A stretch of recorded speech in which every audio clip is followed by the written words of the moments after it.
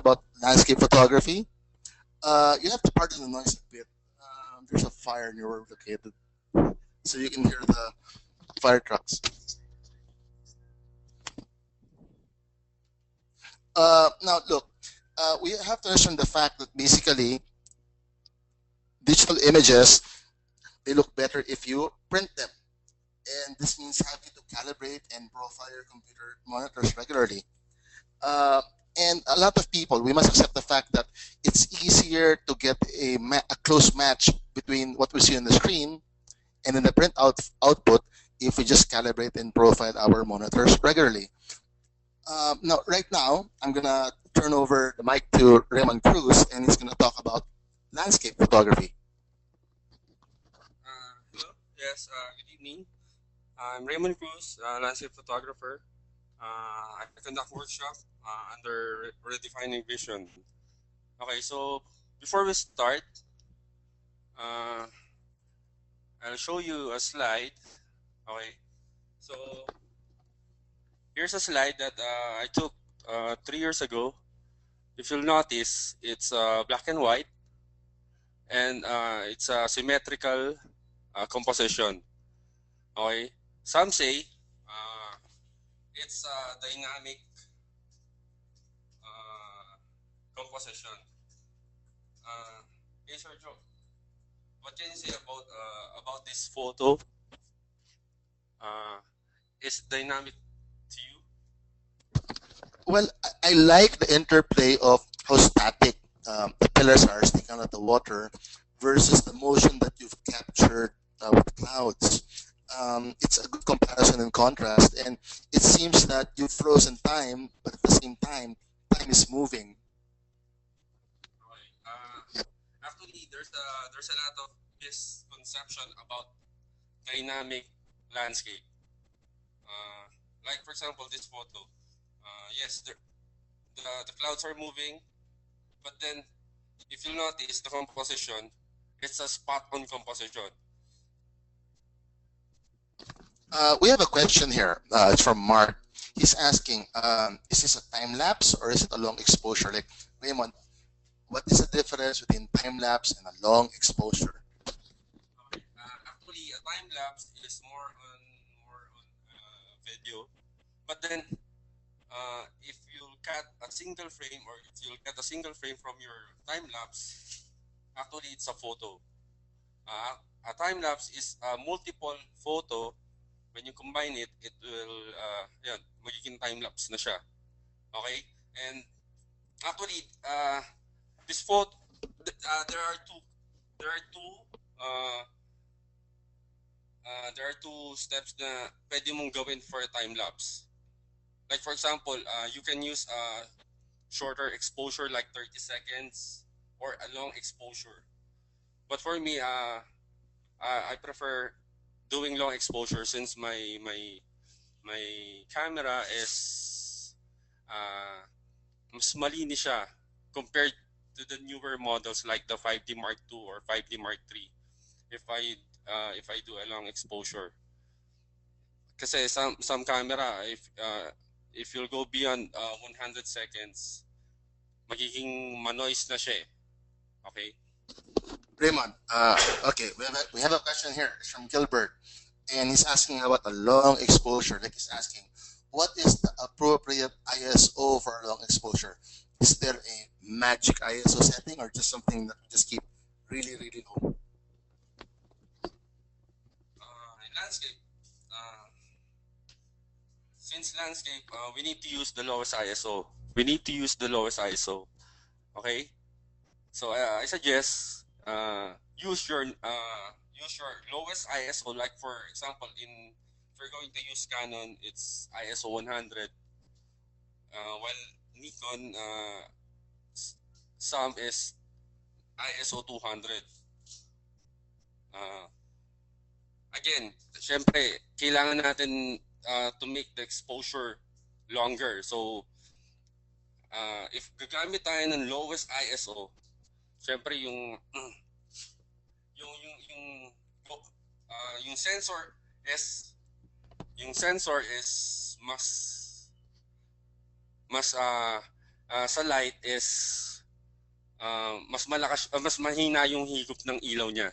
Okay? So I suggest you need to use the lowest ISO and the smallest aperture to create a long exposure. Someone's asking, like, some cameras that interpolated ISO. So, Raymond, can we bring it down to, let's say, ISO 50 interpolated ISO? Or do you recommend using native ISO settings? Like, should we just use ISO 100 or pwede ba yung mga setting ng low 1, low 2?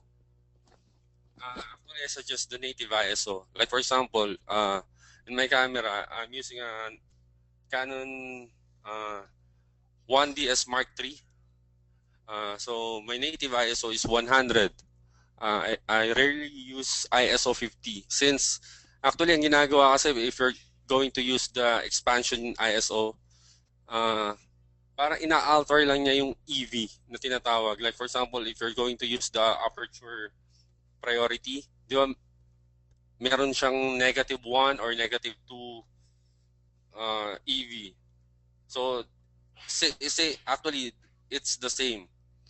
So, I suggest you need to use the native ISO. Okay? So, can I continue for my... Okay, again, like for example, in this photo, there's a lot of misconception about dynamic photo. If you notice, yeah, the clouds is moving, but then as a viewer, if you're going to look at the photo, you'll notice yung mata nyo is nasa center lang. It will, ako personally, hindi umiikot yung mata ko. So, hindi ko masasabi na it's a dynamic photo. But then, yes, the clouds are moving, it looks dynamic. But then, as a viewer, straight lang yung tingin ko. Since all the elements is going center, merging going to the center. Okay? So I suggest as a landscape photographer, you need to be creative and in landscape, you need to have a perspective when you're composing a shot. Okay, so moving on, going to our next slide. So there are three major elements in landscape. Okay. The first one is the composition. Okay. Composition is the vital element in shooting landscape. Compared to other genre, especially since we're using an ultra wide angle lens, okay, there are lots of elements that pumapasok sa frame natin. So we need to subtract if needed, or we need to add if needed also. Okay. In landscape, we need to use a tripod. Actually, the tripod is part of our composition. It's not just for stability alone. Okay. If you notice, some photographer, in my experience, na alam niyo yun, yung experience na marami kayo naglalakad kayo sa, like for example, in the shoreline or sa mountains, yung tripod nilalagay natin sa shoulder natin with the camera mounted on the tripod. For sure, na-experience yun. Again, I suggest before you mount your camera on your tripod, much better if you look for your composition first. Like for example, silip-silip lang kayo sa viewfinder or use your live view. Kailangan ma-determine nyo kung ano yung magandang vantage point or kung gaano kataas or kung gaano kababa yung camera nyo.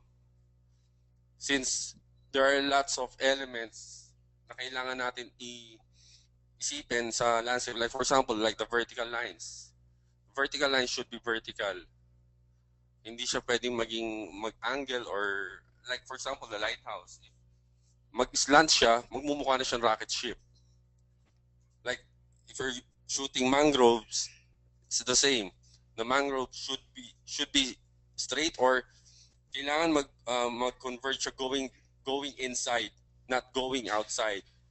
Because in visual design or in visual arts, uh, elements should go inside or meet inside. Okay, so moving on to the next slide. Like for example, this photo I took in Nichols Interchange. Uh, the tripod was, I think, it's 2 inch or 3 inch above the ground. Okay, so you'll notice the light trails nanggaling siya sa taas. Since in-exaggerate ng distortion ng lens yung photo. Raymond, I have a question here. What is your favorite landscape lens, and how do you deal with the distortion from ultrawide lens? Do you correct for the distortion during post-processing? As of now, I'm using a 1635 Mark II, and in my film, I'm using a 24 millimeter in my Nikon FM10. So hindi siya ganun ka ultra wide, but then I suggest you need to, alam niyo, kailangan yung makilala, I mean kailangan yung kabisaduhin yung lens nyo eh. Like I will show you something later how I deal with my lens. Raymond, I have a question here. I think it's from one of your friends, Christian. It's an interesting question.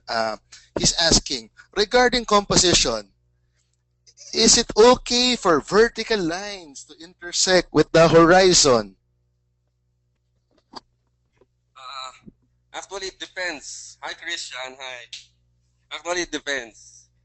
It depends on your intention. For me, I would suggest mas maganda kung hindi siya mag-intersect sa horizons. Since ang mangyayari is magkakaroon siya ng stopping, yung visual, magkakaroon ng mag-stop yung mata mo doon sa kung saan may nag-intersect na point. Like for example, if you're going to shoot a lighthouse or anything vertical like the trees, if you want if you want the element to go higher sa horizon, you need to go lower sa camera mo. So vice versa, if you want to kung gusto mong ipasok yung element mo inside your horizon, you need to go higher. So it depends. It depends on sometimes yung pag-intersect naman nag-recreate din siya ng depth. So it really depends. Raymond, a lot of these rules in composition, you told me a while ago, it depends. Like we were having a conversation a while ago before we started the broadcast. Personally, how do you practice your composition skills? Actually, as a graphic designer, the philosophy and actually parang pinagsama ko yung photography ko and graphic design eh. The idea when I'm designing kung paano ko nilalagay yung mga elements ko, how I place my elements. The same with my in my photography. Gusto ko yung naglalagay ako ng breathing space. So medyo minimal but then it's not that minimal. Okay? Okay, any more question? Okay, so moving on. Okay, composition. Actually for me, still, in landscape, composition is still the king. Sinasabi ko nga, don't let the details betray you. Sometimes kasi, nakafocus lang tayo sa mga elements na kung ano yung maganda eh. Actually, for me, natutunan ko in my experience kasi there's a difference, like for example, in other genre. If you're shooting portrait, normally, pag mag-compose ka, you're going to look for a interesting object or interesting subject. Okay? Unlike in landscape, For me, it's more on a observation and analyzation. Raymond, you told me a while ago that you like to analyze what you're about to shoot. Like in this photo, what would be the focus point of this photo you're showing us right now? Yun nga yung mahirap sa landscape eh. Since it's really hard to, alam mo sabihin kung ano yung point of interest mo. Since in landscape, wala ring subject. The subject itself is the whole landscape, the whole vista. So like for example, in this photo, uh, it's more on the leading lines going to the middle ground. Uh, the anchor point going to the middle ground is the grass. So yun yung foreground ko. And yung mga ripples, so nag-create siya ng lines going to the middle ground. Okay?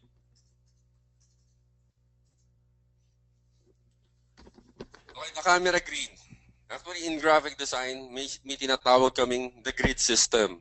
So I use the camera grid a lot. Okay? Like for example, in this photo, I create a triangle effect or an S effect from the foreground going to the sun. Okay? Normally, I put my middle ground on the upper thirds, left or right, vice versa. Okay?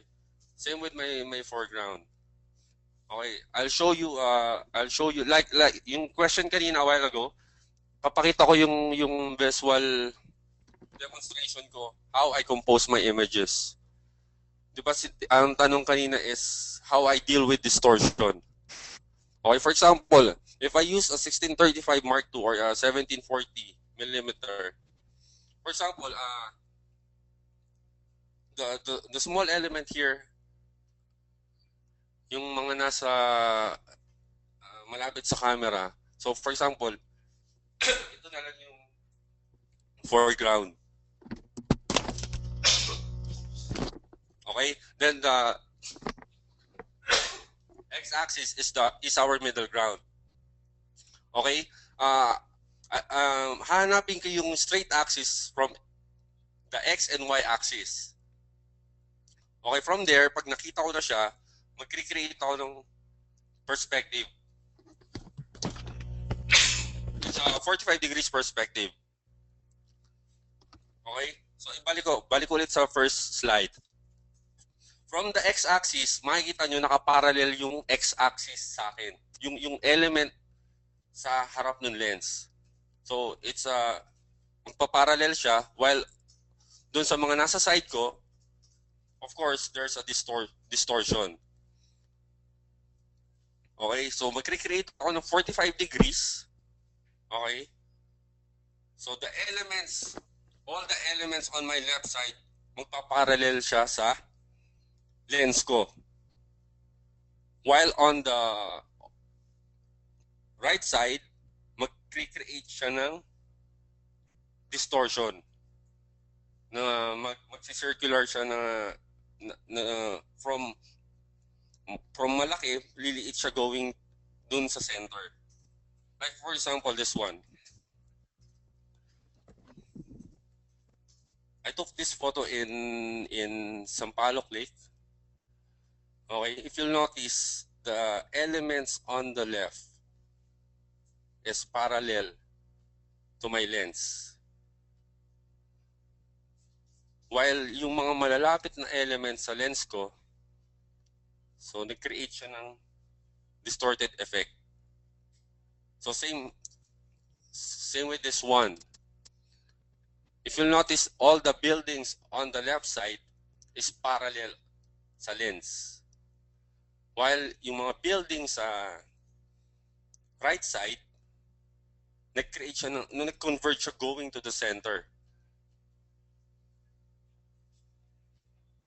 Same with this one. If you'll notice, all the elements on my left side, ganun din, nakaparallel siya. Favorite ko kasi yung from left going to the right. Why? Because as a Filipino, syempre, yung norm natin, magbasa tayo from left to right. Okay, so it's much more easier for us and mas magaan ba? Mas magaan sa pakiramdam kung yung visual natin is from left to right. Okay, so I'll go back to dun sa isang ito. Okay? So here's the second illustration. Like for example, in a coastal area, normally it's curve yung ano niyan yung shoreline. Okay, so I look for a foreground, like for example, a stone, rocks, anything interesting. Then normally, at the end of the cove, meron yung sea stock. So, yun na lang yung nagre-represent ng x-axis. Okay? So, again, I'll create a 45 degrees perspective. So, same effect. Yung mga malalapit na elements sa akin, magpa-parallel din siya. While on the yung mga element na nasa side ng lens is magre-create din siya ng distorted effect. Here's an example. Okay?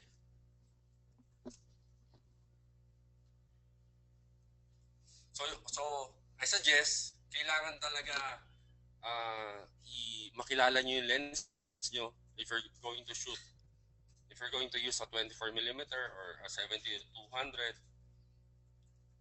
kailangan alam nyo yung effect ng mga lens.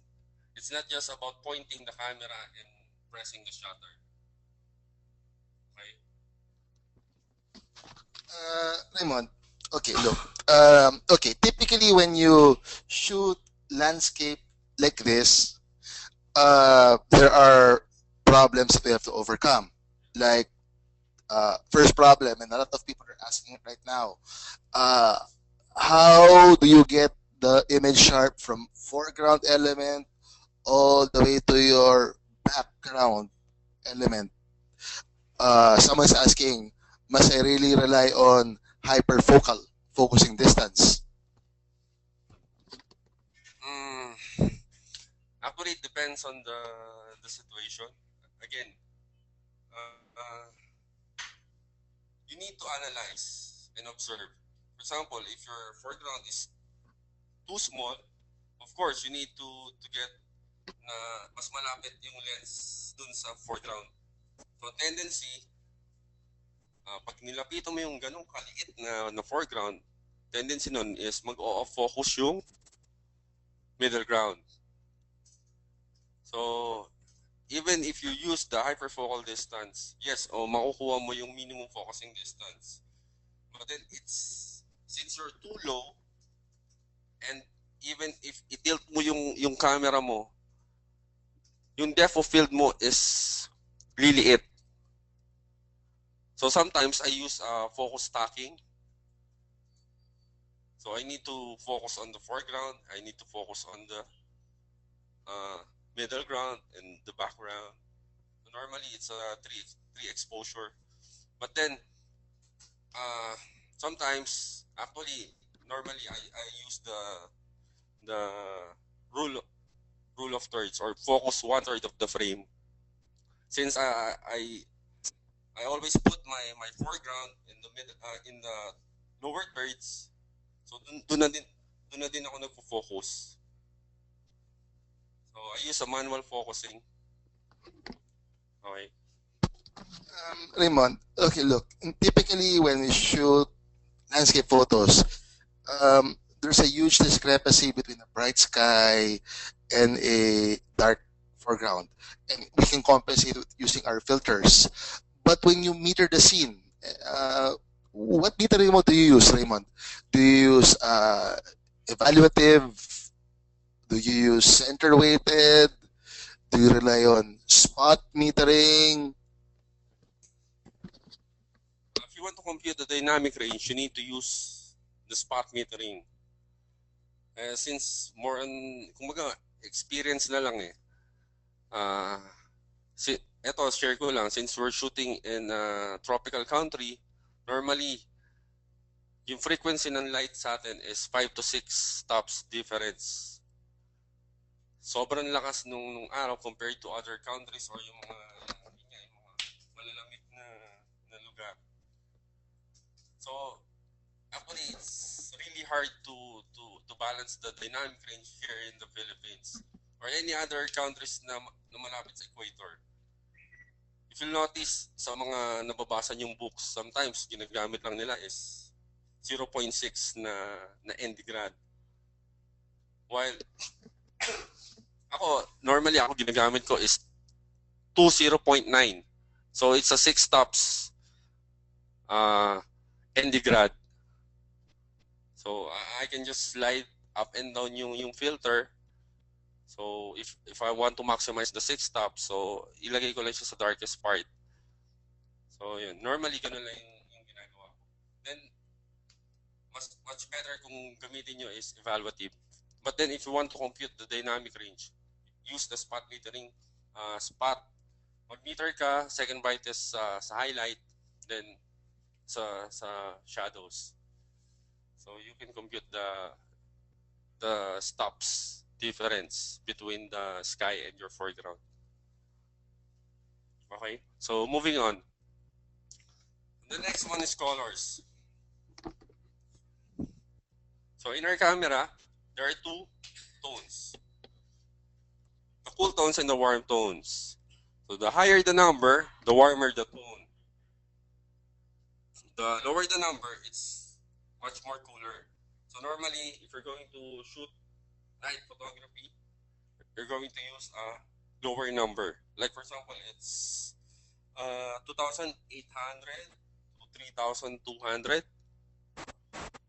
Then if you're going to shoot Milky Way, 3,200 to 4,400. Raymond, okay, there's a question here. Like, yung paggamit natin ng Kelvin, it's just for compensation, right? Kasi like, the lower the color temperature, the light is warmer, so it's more yellow. So when we lower the Kelvin on the camera, it will add blue to compensate for yellow. The opposite would happen if you put a higher color temperature. The light is more blue. So our cameras would just add more yellow to compensate for it. Personally, when you shoot, like I would, of course, you would shoot in RAW. But when you shoot your landscape photos, do you get the white balance right while shooting, or do you try to correct for the white balance and the colors in post processing instead? What are you more reliant on? Get the color, the white balance right while shooting, or do you want to get it right in post processing? For me, much better if you get it right while shooting compared in processing. Kasi yun nga, alam mo yung ugali ba na kaya naman ni Photoshop. So magiging habit yun na yung parang lagi na lang magre-rely sa Photoshop. So iba pa rin yung feeling na if you get your photo correct dun pa lang sa camera mismo. One reason kung bakit ganyan, gumagamit tayo ng filters, everything manual, I mean.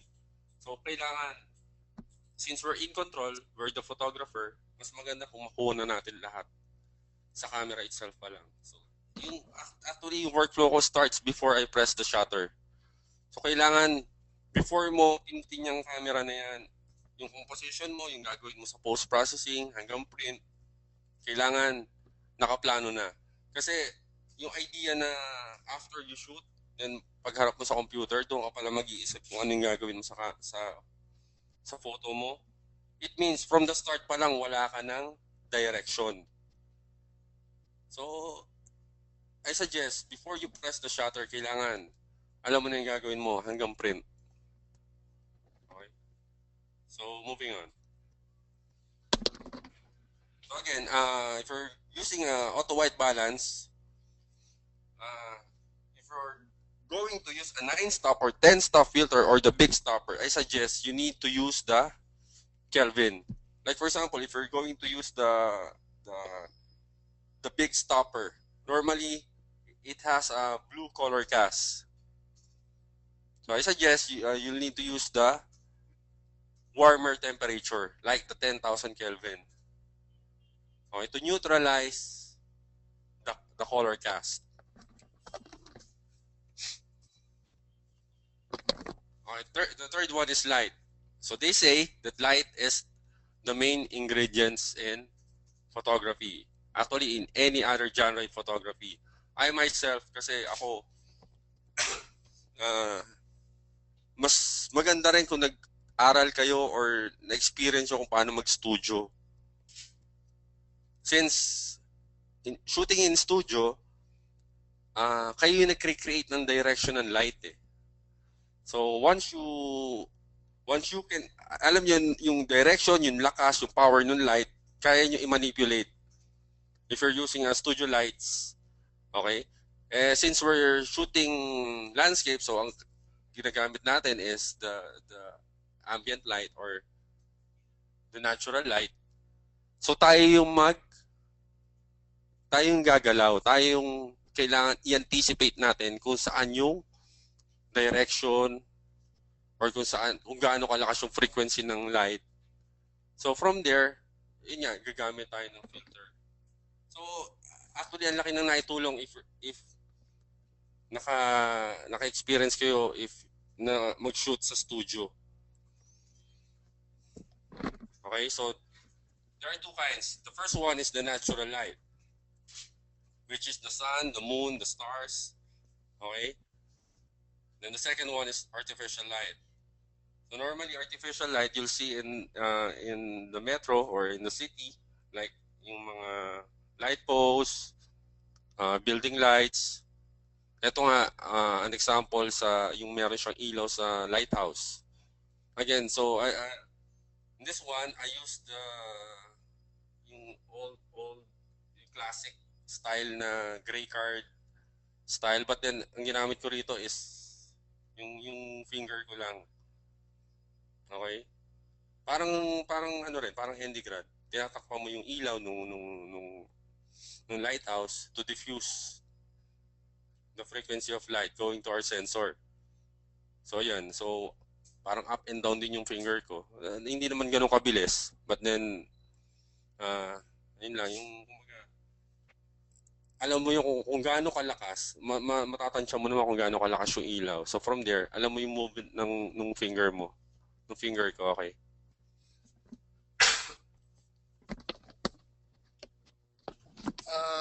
Okay, I have a few questions for you. Like when you shoot star trails, is this a single one long exposure shot, or do you stack photos? Like one long shot, or do you take a lot of shots and just stack it to get your star trails? Actually, mas gusto ko yung single shot. Since yung camera ko is capable in doing it. Okay. So yung approach ko pa rin in shooting star trails is more on shooting film. One reason kung bakit yung mga foreground ko is hindi ganon kaliliwanag. Since in film, syempre hindi umaga mahirap mag-double exposure. Pwede naman kung hindi mo nga ikakak yung lever. So again, yun nga, yung approach ko pa rin in shooting star trails, more on a single exposed shot, umaabot ako ng mga 900 plus. Like for example, yung mga alumni namin, alam naman to, binibigay ko kasi in raw ng mga shot ko. There, marami akong mga raw files na umaabot ng mga 800, 900 seconds. Actually, meron akong computation nun. Same computation na ginagamit ko from film. Yun nga lang, meron kasing reciprocity failure from there. So, diniskartehan ko na lang para ma-apply ko sa digital. Okay, so yun.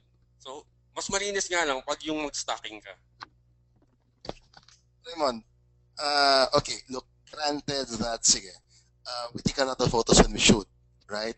Especially landscape, we're forced to experiment.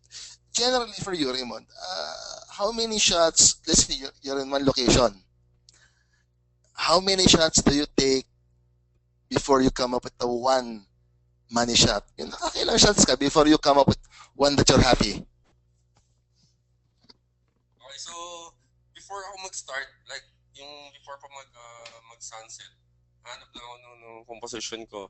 So pag nakakita na ako ng composition ko na maayos, so from there mag-stay lang ako, hintayin ko talaga yung sunset till twilight. So pag nakakuha ko ng isang maganda from there, saka na ako iikot yan. Saka na ako iikot.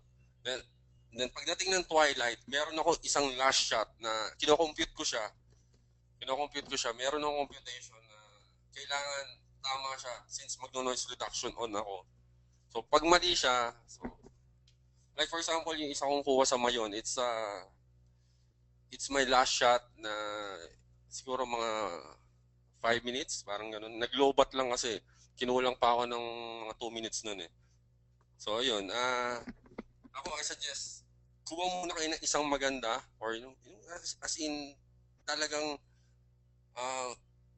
okay yung ilaw, okay yung composition. Kasi hindi naman padamihan din ng photo. Actually, mas mahirap nga mamili pagdating niya sa bahay kung marami yung photo. Okay, so moving on sa lecture. So as a landscape photographer, we need to anticipate the light.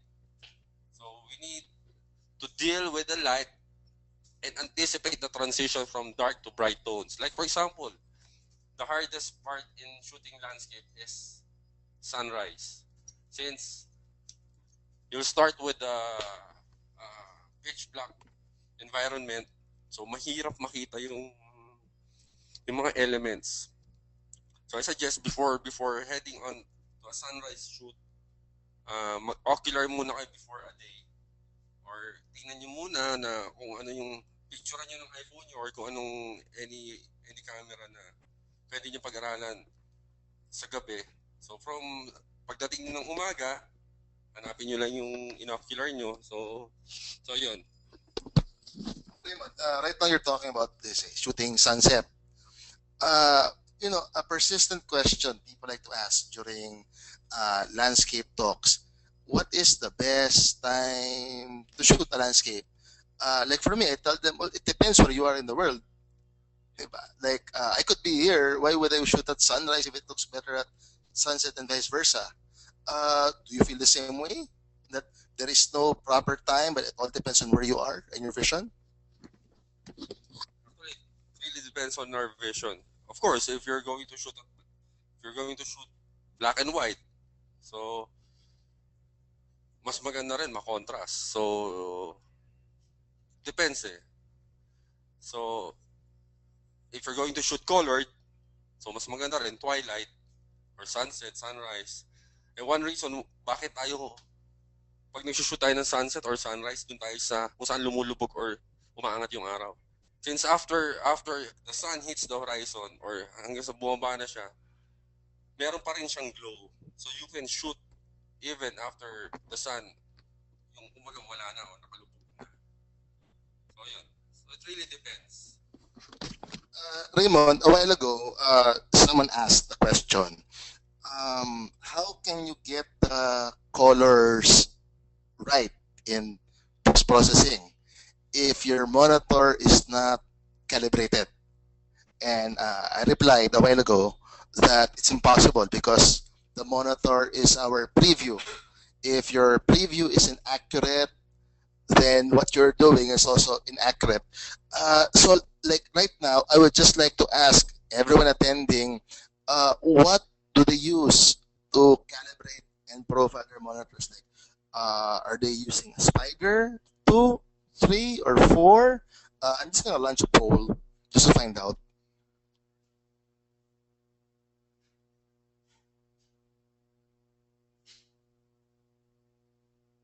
So, okay, guys, right now we have a poll going on. Could you just tell us which Spider model are you using? Spider 2, 3, or 4? Hopefully you're not using other brands, but be honest.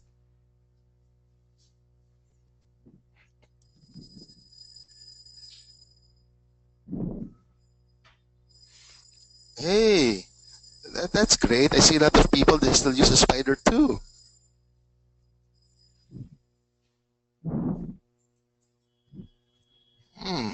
Okay, interesting. Okay, but yes, we still have a lot of people. They're now using the Spider 4. That's great. That's great. Okay, guys, just keep your votes coming. Okay, we're gonna close the poll in about 10 seconds.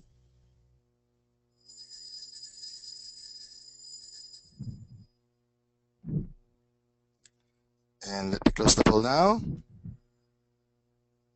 And let me share the results. So, these are our results. As you can see, yes, we do have people using a Spider 2, 3, and 4, and these are the results. Yes, and yes, thank you. A lot of you are using the Spider product. Thank you very much. Thank you very much. Now, let's go back to Raymond. Okay, Raymond, can you continue with your presentation? Okay, so moving on. So how can we anticipate the light? So as a landscape photographer, uh, we need to use filters. Okay. So in shooting sunrise, like for example shooting sunrise, normally my ND grad starts from the light part. As the sun goes up, my filter goes down, so it's much more darker on the darker part. So vice versa. If you're going to shoot sunset, so I start with the darkest part. So as the sun goes down, my filter goes up. Okay, so like for example in this photo, I use the patch light as a lead in lines. So again, in shooting landscape, for me, lead in lines is the most strongest element in our composition. So pag may lead in lines ka, you can create vanishing point, perspective. Okay.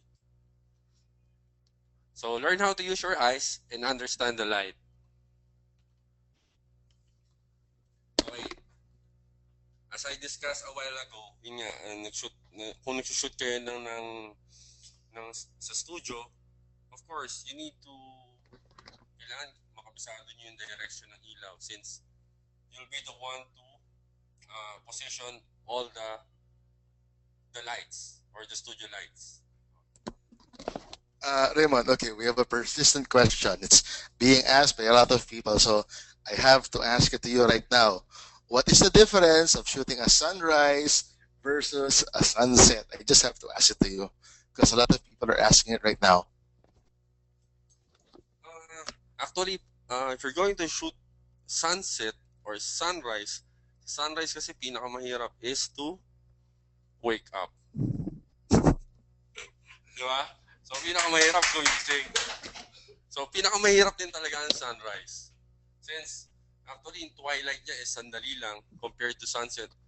I'm talking about on the Philippine environment, since hindi pa ako nakashoot sa ibang bansa eh. So, yun. So, in my experience, pinaka mahirap is shooting sunrise and much, kumbaga yung color compared to sunrise and sunset, mas maganda yung sunset. Okay? The color temperature compared sa sunrise, if you'll notice, mas siya, green, mag-green tone and ma-yellow. Unlike pag sunset, ma-reddish, ma-blue. Okay.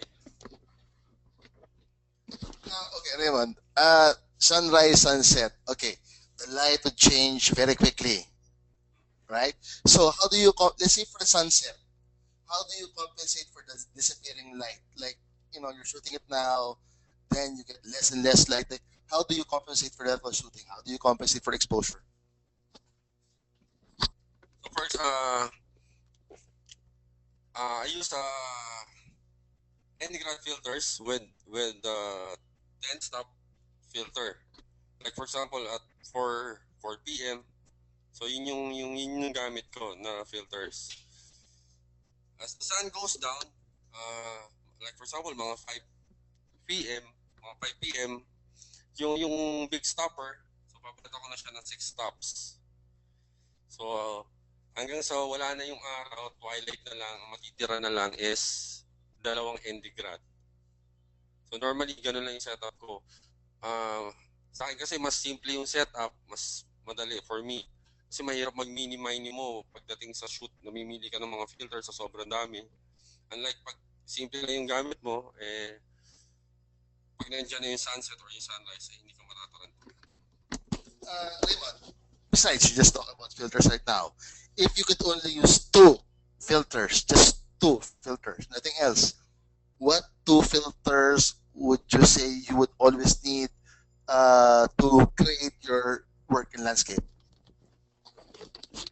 ND grad and ND filters. Uh,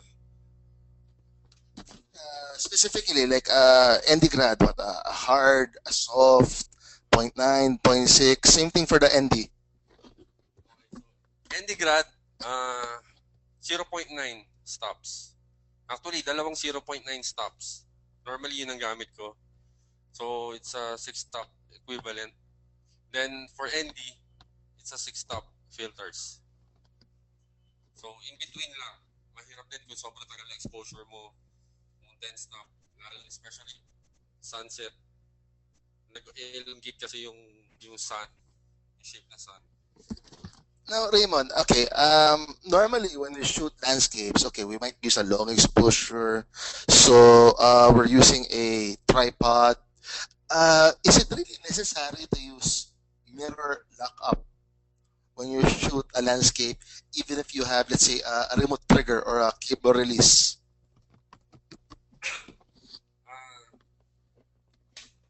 On our technology right now, I suggest you gamitin nyo na lang is live view compared to mirror lockup. So, the same din siya. Kasi, ang live view kasi, pag naka-live view ko na, kung ano yung nakikita mo sa live view, direct yun going to our sensor. So, yun na yung mangyayari. One reason kung bakit hindi na ako gumagamit ng mirror lockup. Kasi before, yun ang ginagamit ko. Okay? So, no more question? Okay, we have one here. We have one here. We have one here. Okay. Would you recommend using something like a Vari ND? No, hold it.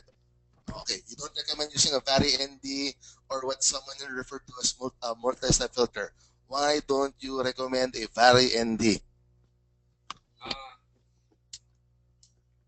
Since we're using an ultra-wide angle lens, the density of the filter is hindi siya magiging balanced. Like for example, if you're using a CPL, sometimes may part lang na yun lang yung color, yung blue, yung sky nyo. And the other half is hindi naman siya ganun ka-blue. So the same effect na nangyayari sa Vari ND for using an ultra-wide angle lens. Kung hindi naman ganun ka ultra-wide yung lens, pwede siguro. But then hindi ako gumagamit ng Vari ND. Okay, no more question? So, okay, moving on. So, the first one is backlight. So, backlight is, normally, the light source is in front of the camera. Okay? So, normally, ang mangyayari sa element natin is magiging silhouette. So, ito nga yung tinatawag nilang holy grail in sunset since yung light source is nasa harap ng sensor natin. It's really hard to balance the dynamic range between a high frequency and a low frequency foreground.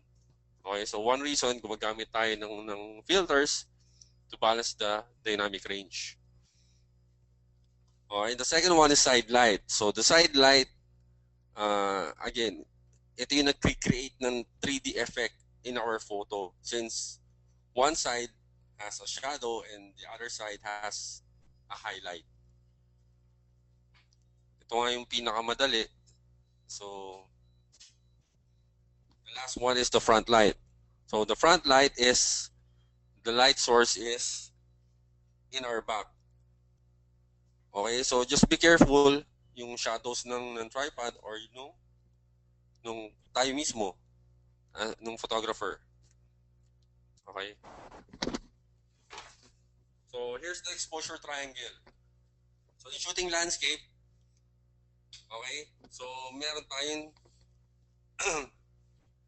tatlong adjustment na pwedeng gawin in our camera. So which the first one is the ISO, the second one is shutter speed, and the aperture. Okay, in shooting landscape, of course, we need to use the lowest ISO.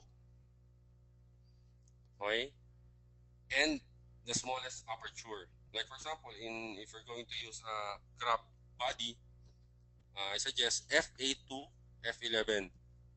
While in full frame, f11 to f16.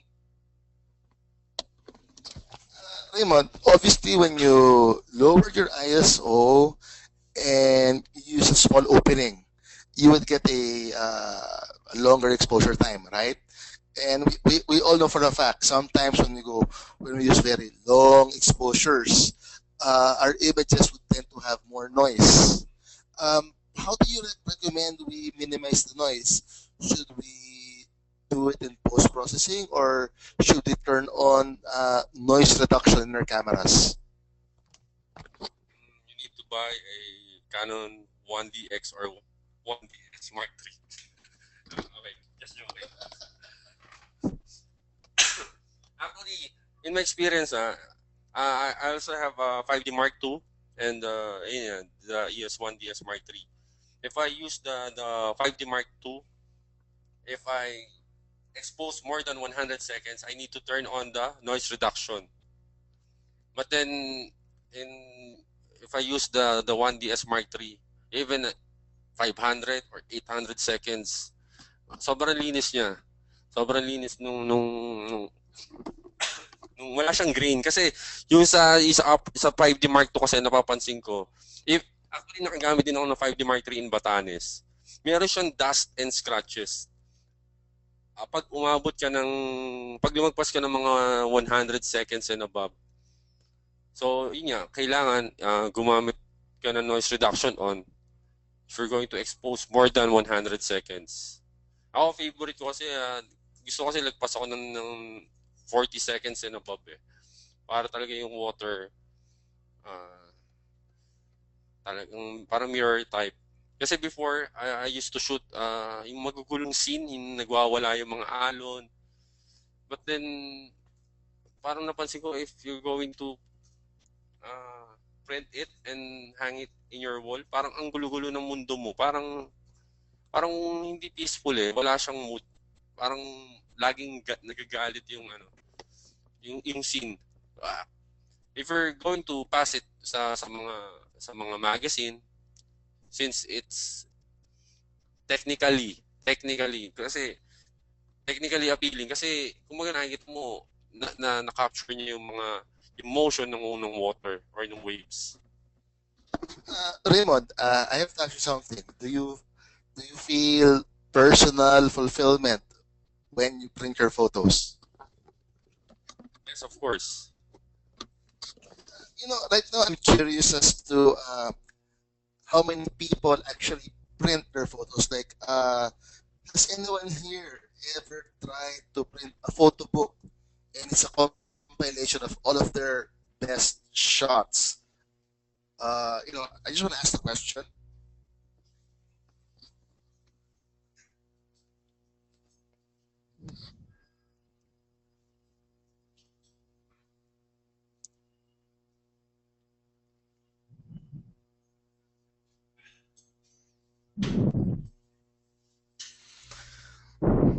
Okay, keep those votes coming. Come on, let's see it. Let's see it. Let's see those votes.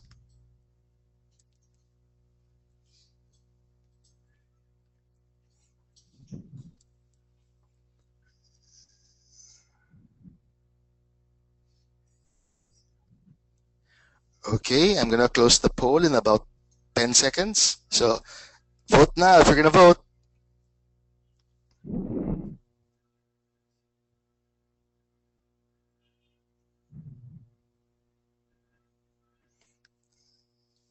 Okay, and let's look at the results. Okay, now let's see now. 29% of you said yes, you would print your photos in a photo book online. 19% said no. 52% said you want to try.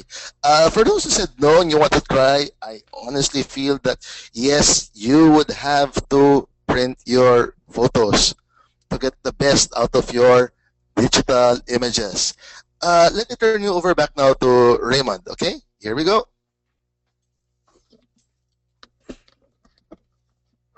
Okay, so going back. Actually, as a landscape photographer, ah ang primary na gusto natin mangyari is, of course, to print our images kasi pang display talaga sa gallery or anything na visual, since hindi siya katulad ng portrait. If you shoot, actually, no pun intended na sa mga portrait. Diba, if I shoot hindi ko kilalang tao, then I put it in my house. Tatanungin ako syempre na misis ko kung sino yun. But then it's depends eh. So again, as a landscape photographer, kailangan syempre yung first intention natin is to print our photo. Okay, so I suggest yun nga, yung sa mga nagsabi, if you want to try, so i-try nyo. Mas fulfilling. And iba talaga yung feeling pag nakita nyo nakaprint na yung photo nyo. So again, so moving back going back sa lecture. So as a landscape photographer, we need to use the lowest ISO. Okay, and the smallest aperture. Okay, in shooting landscape, there are two kinds. Okay, the first one is long exposure and the slow shutter. Okay, in shooting long exposure, okay, set first the ISO. Okay, for example, ISO 100. Then set the aperture. If you're using full frame, use depth 16. Okay? So, meron tayong ISO, meron tayong aperture. So, ano na lang yung problem natin? So, shutter speed. So, the shutter speed is the question mark. Okay? So, from there, okay, paano natin malalaman kung okay yung exposure natin? Of course, if it's dark, so you need to add more seconds. Okay? If it's overexposed, you need to lessen your exposure time. Again. So, the second one is the slow shutter. The slow shutter. In slow shutter, we need to set first the shutter speed. A while ago, sa long exposure, sa shutter speed tayo nag-adjust. While sa slow shutter, ito na yung shutter speed, ito yung siset natin. So, meron tayong dalawang option to make an adjustment. So, pwede tayo sa aperture. If you want to sacrifice depth of field, pwede kayo mag-adjust sa aperture. If you want to sacrifice noise, you can adjust the ISO.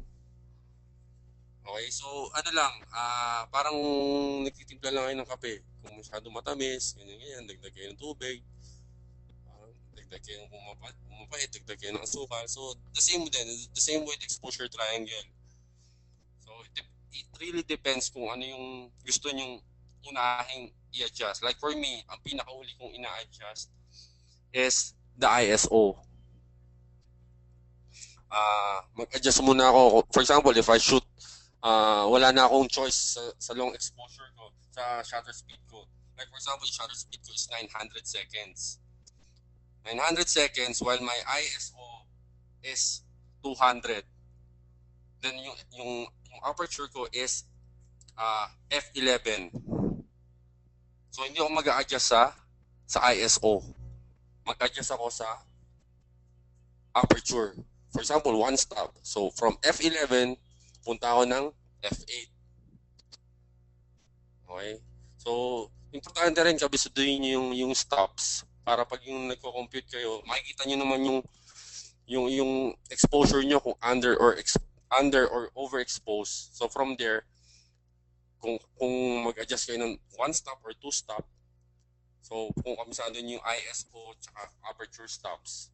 So, it's much more easier to adjust sa mismong shoot. Okay? Okay, now I have several questions here about the long exposure. Like number one, Raymond. Obviously, when you use a long exposure, yes, we will have more noise, di ba? Dumadami noise natin. And, well, ikaw, gumagamit ka ng full frame camera eh. Di ba? So, you would have less noise compared to someone who were using a crop sensor body.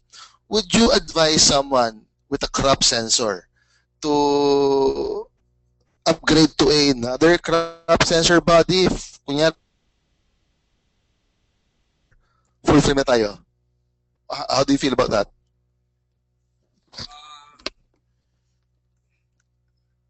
Kasi may mga mura namang full frame, like for example, the 5D Mark I.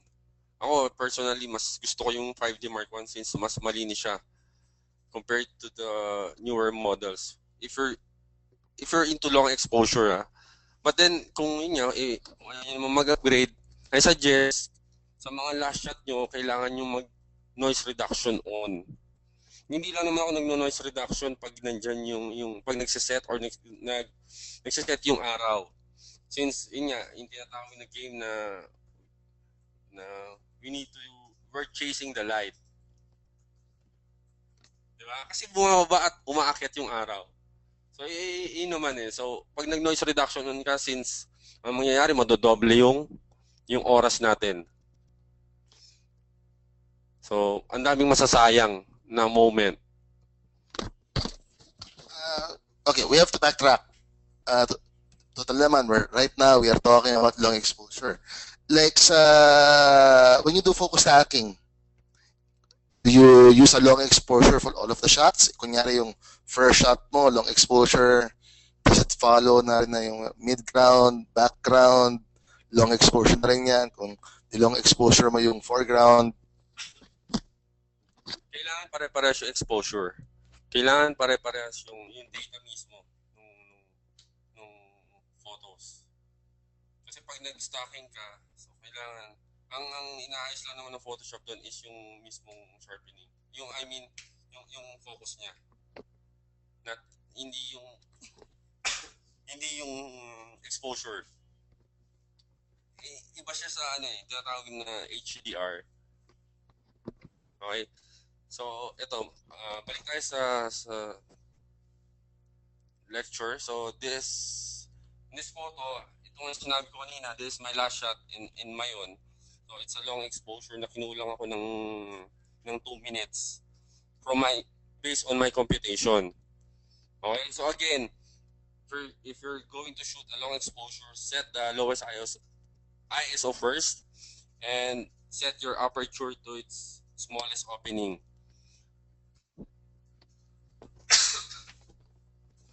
Like in this photo, it's taken in Daranak. So yung water, gusto ko makapture yung mga strands. So I use 0.6 of a second.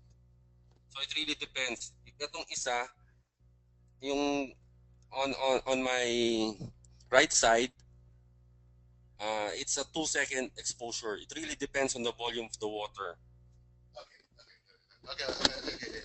Okay. Raymond, you brought this upon yourself. Okay, we're getting these questions now. What is the difference of a slow shutter versus a long exposure? Aren't they the same? Because, people want to know. Actually, a slow shutter is you're capturing emotion or a movement. Like for example, sa mga parang kumbaga panning shot. But then ito, since yun nga, it's a matter of parang observation. Tingnan mo kung gaano karami yung volume ng water. Kung gusto mo kasi if I use a long exposure in this photo, tendency, magiging white na yung water na yan. Magiging wash out. So ito, kinakapture natin yung detail mismo ng water. The motion of the subject. Parang yung mga mabibilis na motion, like for example, the waves, yung crashing waves. So para makapture mo yung motion ng strand ng water na yun. So So you need to use faster shutter speed. Like yun nga, yung mga ganyang ratios, 0.4 or hanggang 2 seconds, 3 seconds. Depends on the volume ng water or ng element. Okay, then the long exposure normally. So, yung water, wala na siyang detail. Parang magiging glass type na siya, mirror type. So, yun. Okay, so, moving on. So, as a landscape photographer, you work with filters, okay? So, the first one, we need to have a filter holder that holds the ND grad and the adapter ring that yun yung nasa harapan ng lens natin. So, the first na mag-attach sa lens natin is the adapter ring. Then, the second one is the filter holder. Okay, so meron siya mga variation, depends on your lens. So, I suggest, if you're going to buy adapter ring, even if you're using a kit lens, so bili kayo ng 77 adapter ring, then a step up ring from 52 going to 77. Kasi if for sure, if you're going to pursue landscape after 3 months, 6 months, bibili na rin kayo ng ultra wide. So normally yung mga ginagamit naman namin na lens in landscape, 77mm yung mga thread niya. Lahat ng mga wide angle lenses. Okay, Raymond. Okay, people want to ask, what is the best lens to use for landscape photography? Kailangan ba palaging wide angle or can you use telephoto? Would you recommend prime lenses instead of zoom lenses? It really depends on your style. Actually, ako, kung meron akong choice, gamit ako ng mga prime lenses. Prime lenses. Since mas sharp siya compared to the sa mga 1635 or the 1740. Na-experience ko na kasi using 24mm prime lens eh. But then yun nga, hindi ganun ka-exaggerate yung distortion niya. And sometimes I need distortion. Nandun minsan yung wow effect eh. Especially kung nasanay ka sa sa mga ultra wide lenses. Tapos gamit ka ng kit lens or kung ano man. So ako, pag kit lens yung gamit ko, I suggest like yung mga 18mm or yung 24 for full frame. Lagi ako normally naka portrait orientation.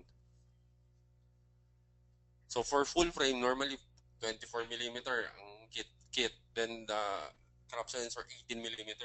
So if you're using an 18 to 55 lenses, I suggest pag mag-compose kayo, use a vertical or a portrait orientation. Okay, Raymond, someone wants to know, do you usually shoot? I've seen all of your shots, most of your shots right now. They're mostly shot with a wide angle lens, an ultra wide. Are there times that you would rely on a telephoto lens? All my shots in Batad or in Mountain Province was taken with 70-200 lens. So it really depends on your on the landscape and your style. Some of my minimalist black and white landscape, yun nga, rin siya, nasa mid 24 to 70. So hindi naman all the time naka ultra wide ako. Raymond, when you started shooting landscapes with a digital camera, was your first camera a full frame camera? No, it was a 350D. Okay, now not everyone who is listening to us right now, hindi naman lahat sila gumagamit ng full frame eh. So generally, kung crop sensor what lenses would you recommend for it? And does your approach to landscape change if you use a crop sensor body? The first lens na ginamit ko when I was using a crop sensor, it's a 10 to 22 Canon. Hindi kasi ako fan ng mga third-party lenses. Mas gusto ko yung kung OEM. Like for example, if I use Canon, Canon din yung lens. If I use Nikon, Nikon din yung lens. Pero nakita ko nga yung Tamron, parang nakita ko lang it's sharp. But then, yun nga, hindi lang ako fan talaga ng third-party lenses. Okay, so moving on, back to our topic, filters. Okay, so the filter holder and the adapter ring. Okay. So in eddy grad or the neutral density graduated filter. So there are two kinds. The first one is the hard neutral density grads. The second one is the soft neutral density grad. So if you'll notice, meron siya mga tinatawag na stops. So yun yung opaque ng glass. So the lighter the opaque, the lower the number. Okay? So pag mas madilim, it means mas higher yung number niya. So mapapansin nyo, 3 stops yung 0.9. So mas madilim siya compared to the 0.3. Ako, normally, ang ginagamit ko is the soft neutral density grads. Kasi mas flexible yung soft compared sa hard. Isa pang problem kasi mahilig ako maglagay ng elements sa middle ground. So if I use a hard neutral density grad, makikita mo yung transition ng color na biglang maging abrupt yung colors niya, yung from dark biglang lumiwanag. Kasi yung transition nung hard neutral density grad, as in parang straight line lang siya. Compared to the soft neutral density grad, so makikita nyo, soft yung ano niya, yung transition mas ano mas magandang term dito, mas smooth, mas suabe. Yeah. Okay. Okay, now I have a question here. Raymond, we like to tell people, sige, we will use the Lee filters because they're of good quality. But someone's asking, okay lang ba kung yung filters ko Lee, pero yung ring at yung holder, generic? Pwede naman. Actually, pwede naman, pero iba pa rin yung, alam mo yun, yung quality. Mas maganda pa rin kung ang gagamitin nyo is leaf filters. Okay, Raymond, I have another question here, and I think you're the best person to answer this. Someone needs to know, is there money? Will they earn money in landscape photography? Like someone asked, is there double dollar sign in landscape photography in the Philippines? Why? Kailangan rin yung kumita ng pambili ng gear. So, will he earn money if he shoots landscapes here in the Philippines? And will the money be enough for him to buy gear? For commercial work, yes, meron. Pero kung, like for example, kung connected ka sa mga agency, sa ad agency, sa mga provincial government, like for example, Ilocos, nung shoot ko yung for tourism ng Ilocos, so meron naman siyang money. So, yun, landscape pa rin naman siya. But then may nahahalong konting, syempre, documentary, travel, parang gano'n. Not purely landscape, but then may kasamang landscape. If you, sa pagbenta ng prints, if you're going to print your photo and sell it, meron pa rin siyang income. Okay, well, okay, someone asked about landscape photography here in the Philippines. But I know for a fact that, yes, we do have some people and they're attending the webinar, but they're from outside the Philippines. So hi to all of you. I just need to know, how many of you How many of you, like, where do you shoot your landscape photos? Do you shoot in the Philippines, general in Asia? Do you shoot in Europe, Australia, America?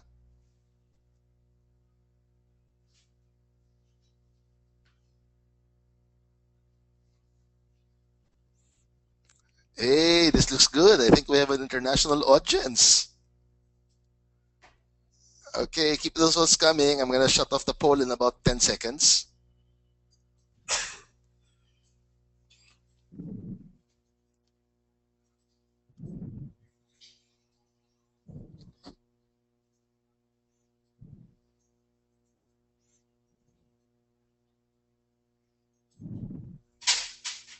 Okay, and here we go. And let us look at the results. Okay, so 60% of you said yes, yes, you shoot in the Philippines. I think it's interesting to note that 28% of you said you shoot around Asia. So I would presume you're outside of the Philippines. Yes, we have 6% of people from Europe and 2% in Australia and 4% from America. Okay.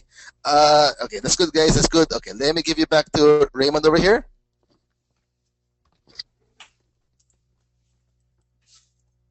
Okay, going back to our lecture. Okay, so meron two kinds. Okay, the hard and the soft edge. So the next one is yeah. Okay. Ano yung use ng GND? Why do we need to use graduated neutral density filters in shooting landscape? Okay, so the GND used to balance the exposure between the sky and our foreground. So normally, yun nga, in dynamic range, here in the Philippines, since tropical country tayo, it's 5 to 6 stops. So here's an example taken in our backyard in Antipolo. So you'll notice the photo in my left. So wala siyang ND grad. While in the middle, I use a 0.6 soft edge GND. While on my right side, it's a combination of 0.6 and 0.9. Okay. So, moving on to ND grad. So, the neutral density filters. Okay, so ito, it's more solid na siya. Solid na yung colors niya. Solid na yung opaque ng glass niya. Wala na siyang cut. Wala na siyang hati ng bright and light glass. So, mapapansin nyo, there are two kinds also. The circular and the square. Okay? Ano mas maganda? Siyempre, you'll ask, anong mas magandang gamitin? The circular filter or the square filters? Okay, so if you want to maximize your foundation kit or the filter holder, mas magandang gamitin is the square filter. Kasi drop lang kayo ng drop sa holder nyo. Unlike if you're going to use a circular filter, of course, pagtatanggalin nyo yung circular, you need also na tanggalin yung holder nyo. So, ang dami nyong gagawin. Okay, so may tendency pang malaglag yung mga filters nyo. Okay, may question? Okay. I have a lot of questions here, like about the filter. Raymond, may nagtatanong, nag-spray ka ba ng water repellent sa filters mo, depending on the weather condition? Like, ako in the digital light boys, we were in Bangi. And because nga, puro amihan. So, basang-basa yung mga filter namin. So, lahat ng shots namin sa Bangi, they had the glamour glow look. Soft, fuzzy, all nyarp. So ikaw, do you spray anything like a water repellent on your filters para hindi kapitan ng tubig? Actually, nag-shoot na rin ako sa Bangi to siguro mga 4 years ago yata yun. I forgot. So yun nga, nahirapan din ako at first kasi yun nga, ang lakas ng sea spray, di ba? Mapapansin mo, even if you're shooting falls, ang lakas ng sea spray. So, meron akong UV filter na ginagamit. So, nag-meter muna ako, tinignan ko muna yung exposure ko. sa malayong ano, hindi mismo yung composition ko pa. Nasa malayong spot pa ako. So tiningnan ko lang muna yung metering ko and may exposure kung okay. So alam ko na. So nung maghahanap na ako ng composition ko, so nilagay ko yung ND filter or yung six stops na filter. Then nilagay ko rin yung UV filter. Okay? So nung naka-position na ako, yung camera meron namang balot ng plastic. So nung naka-position na ako, ang kailangan mabilis lang yung kamay mo. Hawak mo yung remote, then tanggal mo yung UV filter, ipapalit mo ngayon yung ND grad. Then click. Of course, sa banggi, hindi naman ako nag-long exposure, kinapture ko yung motion ng waves. Okay? Any more question? Okay, I think we have to jump ahead a little. Someone is asking, when would you use a hard edge GND versus a soft edge GND? Okay. If your horizon is clear with element intersecting it, okay lang gumamit ng hard edge. Kumbaga kung ang normally ang foreground, then there's no middle ground. Or pwede rin yung middle ground mo nasa taas. For example, a mountain in your horizon, wala naman nag-intersect going down on your foreground, okay lang gumamit ng hard edge. Okay, basta clear yung transition from the upper horizon and sa lower horizon. Kasi pag meron element doon, makikita yung hati mismo ng transition ng ND grad if you're going to use a hard edge filter.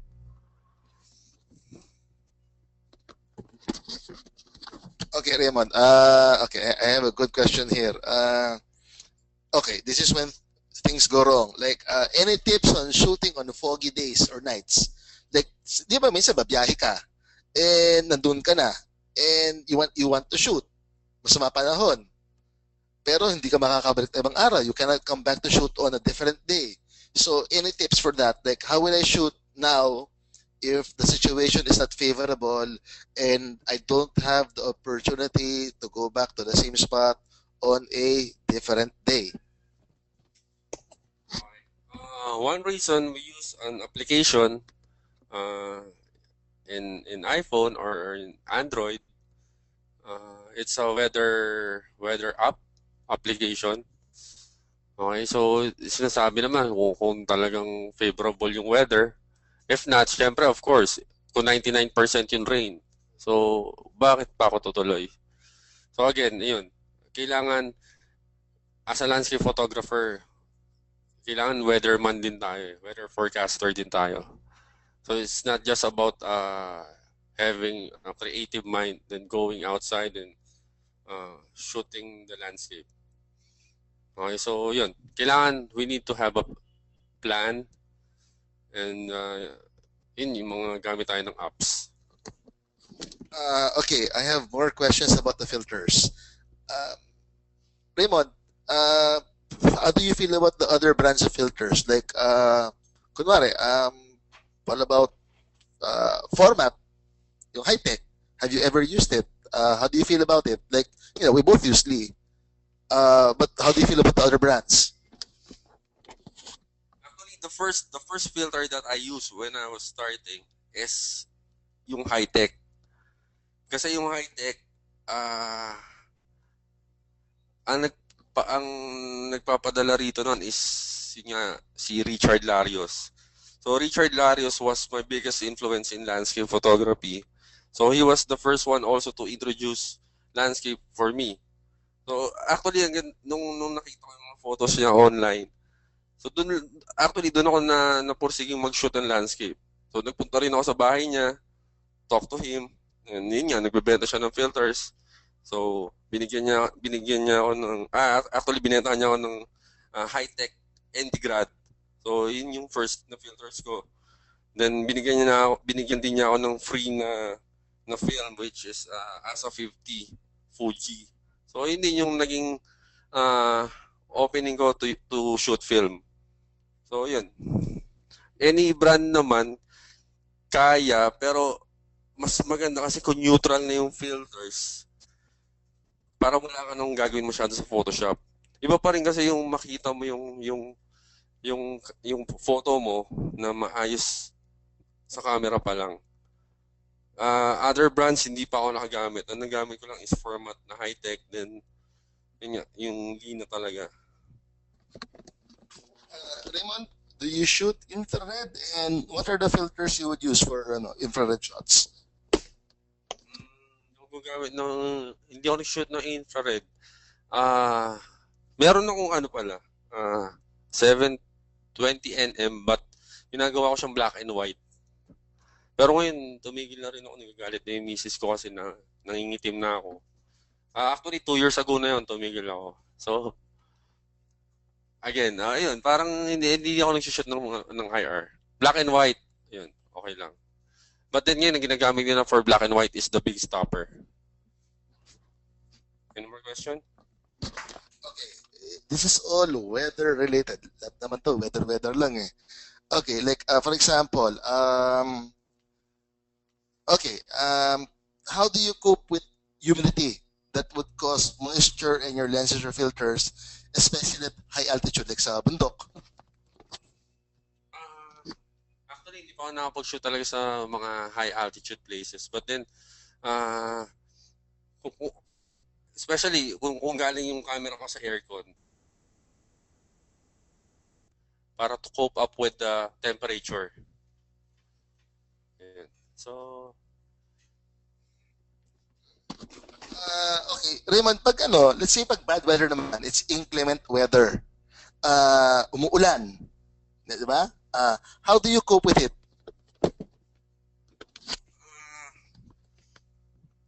nag-shoot ako while raining in Batanes. So for me, it's more dramatic. Yun nga lang, medyo kulang lang sa contrast, but then you can replicate the contrast in Photoshop. So okay lang. There's no bad light in shooting landscape. It really depends on how you deal with the light. Sabi nga nila, ako for me, I can transform darkness into light since even in pitch black situation like at night, di ba?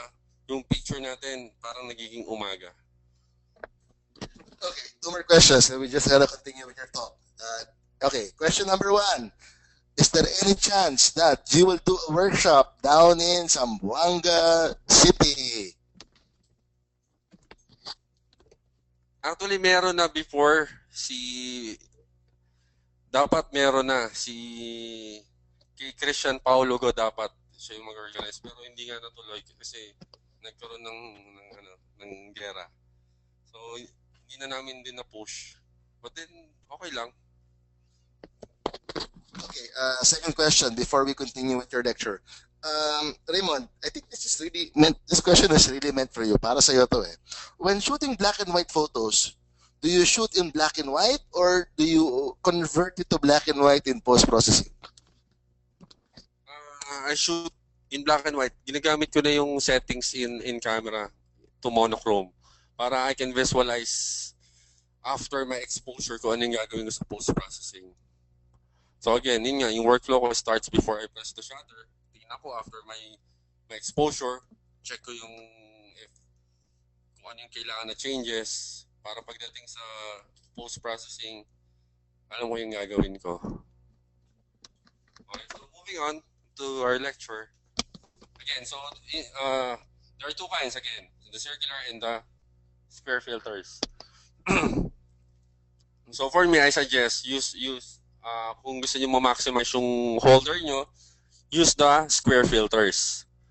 But then yun nga, medyo konting mas mahal compared to the circular filter. So again, there are density also in the ND filters. So 3 stop, okay? So hindi yung 0.9. So actually the same din naman with the ND grad filters. Okay, so ito, normally, ang standard naman is 3 stops, 6 stops, 9 or 10 stops. So, it really depends sa shooting style nyo and sa shooting time nyo. Okay. So, next slide. So, here's an example. If you're going to use a neutral density filter, on the left side, so ito, wala siyang ND filters. So, normal exposure lang siya. So, actually, the ND filters reduces the amount of light entering the camera. Okay? So, it can prolong our exposure. So, ang mangyayari, yung mga moving object, nag-create siya ng motion. Oh, okay. So, if you're shooting at the right time, like for example, at twilight, actually hindi nyo na kailangan ng ND filters. But then, kung gusto nyo nga mag-shoot ng mataas pa yung araw, like nasa 10 degrees pa yung araw sa horizon, yan, gamit kayo ng mga 10 stop to 6 stop filters. Then, side light lang kayo, front light, syempre, mahirap harapin yung araw since harsh pa yung frequency ng ilaw. Okay, then on the other side, an example of using an ND filters. Okay. The next one, the polarizer filter. Okay, so ito madalang akong gumamit ng CPL since I normally shoot at sunset and sunrise. Di ba ang idea ng polarizer filter is to have an, alam niyo yung Cory Aquino shape, Cory Aquino finger, like in the L-shaped finger. So, okay, so you need to have a 45 degrees para para magamit yung mag-take effect yung polarizer filter. Okay? So, eto nga, since I normally shoot in front of the sun, okay, so hindi ko gumagamit ng polarizer filter. If I shoot sa mga falls, yan, I use CPL. Okay, the CPL eliminates reflection and it also improves contrast and saturation. Okay, Raymond, you just mentioned that the CPL improves saturation. When you use a CPL, is there any chance that the picture will be oversaturated? In my case, I use a B plus W CPL before. Hindi naman siya nag-create ng oversaturated image. Pero mas prime siya eh. But then ito nga nung a year ago, nag-shift ako to a 105mm Lee circular filter. Since yung before kasi nangyayari, ilalagay ko muna yung CPL, ilalagay ko yung holder. Tendency, pag inikot ko na yung CPL, umiikot din yung holder ko. So, ang hirap ibalik ng ND grad on its position. Okay? So, nung gumamit na ako ng Lee filter, so, ang Lee filters kasi is placed in front of your holder. So, yung holder nyo, meron 4 screws doon. So, meron siyang, parang adapter ring na it will hold the CPL. So, it's a 105mm. So, mas madali for me since madaling ikot kasi nasa harapan na siya eh. Ayan. Okay, any more question? So, moving on.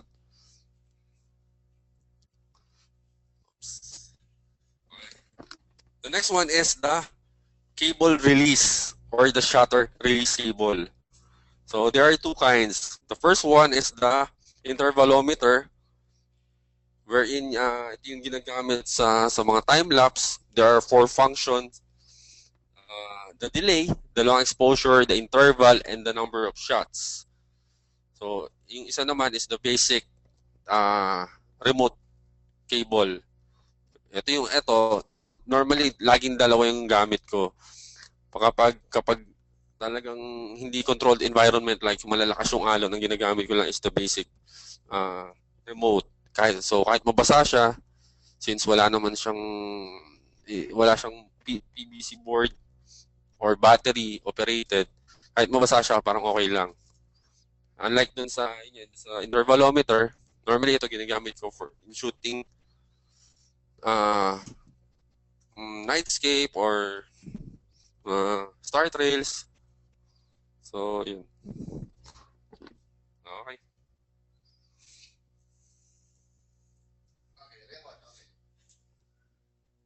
Raymond, okay.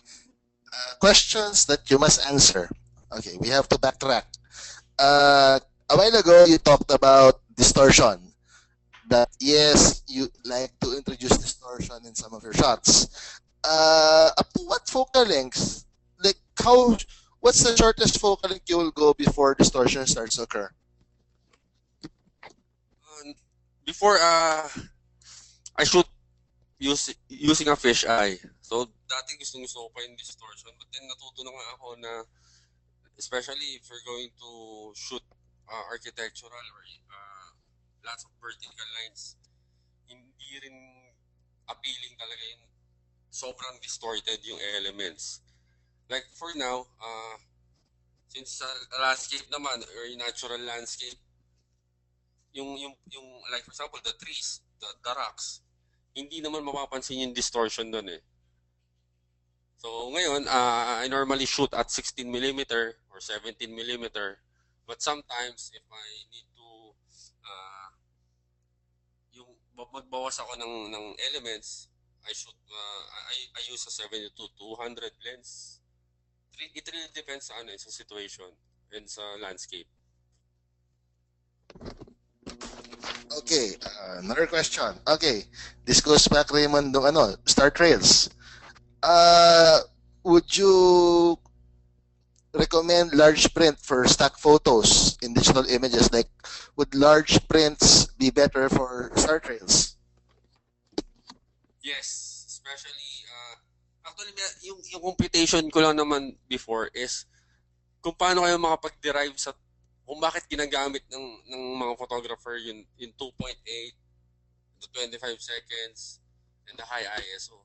Of course, meron kasing base exposure time yun using a high, a low ISO, small aperture, and lowest ISO. So from there, hanggang sa tumaas yung value, like hanggang sa umabot ka na ng 2.8. So ano lang, if you compute it for a single exposure and I compute it for a stacking frame, so the same equivalent niya is the same lang din naman. But then mas malinis pa rin if you're going to use the stacking technique, especially sa mga newer model ngayon. Ako kasi if I use the 5D Mark II, yun stacking technique yung ginagamit ko. Actually yung first time, Star Trails ko was in 2010. Actually wala kami idea na paano gawin since gusto namin matry. Meron akong friend si Jaime Alberto. Gusto namin matry in shooting film. Kasi nga so ang dami namin nababasa about Star Trails dati about sa film. Pero wala pa kami nakitang digital na Star Trails noon. So nagtry lang kami. Since alam namin papalpa kami ron sa exposure namin sa film, nagtry lang din ako ng Star Trails while Jaime Alberto is nag-time lapse siya noon. So yun, yung kinalabasan okay naman. Yun nga lang, nagmukha siyang hypnotic yung dating kasi nasa gitna yung mismong North Star. So after noon, hindi ko siya nagustuhan since ang target ko talaga is to replicate a Star Trails using a film camera. So yun nga, yung ginagawa ko more on parang straight lang siya. And ginagamit ko is telephoto lenses. Hindi ultra-wide. Kasi since if you're using an ultra-wide lenses, ang tendency, yung motion ng stars is konti lang. Unlike if you're going to use a telephoto lenses, mahaba yung motion ng stars. So, mas mahaba yung trail. Okay? Okay. Ito, mga tanong. Okay. Number 1. How do you know what is the sharpest focal length of your lens if you're using a zoom lens? Yun. Diba? Like, ang zoom lens, maraming you could choose a focal length eh. So, how do you know what is the What is the sharpest focal length on your zoom lens? And number two, how do you determine the sweet spot of your lens? Actually, it depends. Ito nga, recently, nag-upgrade ako from 1635. So, medyo may konting problema yung 1635. So, binalik ko sa Canon, then they calibrate it paired with my 1DS Mark III. So, yun. The first thing na gawin nyo is kailangan i-calibrate nyo or i-pair nyo yung lens na gagamitin nyo for landscape and yung sa camera nyo. One thing, kung ba't gusto ko yung Canon kasi yung service center is nandiyan sila palagi. Madaling puntahan. So yan, pakiusapan ko lang, kailangan i-pair yung camera and yung lens. Then for the sharpness, normally it really depends on your lens. Hindi lahat ng lenses. For example, nung ginagamit ko yung 1740 on my 5D Mark II, normally 17 mm using f14. So yun yung pinakamatalas ko na settings. So kailangan tingnan niyo lang normally ako by experience lang ngayon. Actually yung sa 1635 hindi ko pa nakikita kasi more on trial and error pa yung ginagawa ko. So ito. Bago pa lang yung lens eh. Okay. Raymond, when you do your panorama shots, what's the focal length you normally use? Panorama shots mo? Is it always ultra wide, or let's say do you do stitching with a noodle ninja? I use recently ang ginagamit ko 1740. So at 17 mm minsan sinasagad ko 17 mm. But then minsan 50 mm using a 50 mm lens. Yeah, gumagamit ako ng noodle ninja a pano head kasi iba talaga if yung kung may dedicated panoramic head ka compared sa yung pan head lang na or ball head sa tripod. Okay, then let's get to these other questions. Raymond, ito maganda. Where is your dream landscape shoot? Now, one place you really want to go and shoot, pero hindi mo pa napupuntahan. Patagonia. Why Patagonia?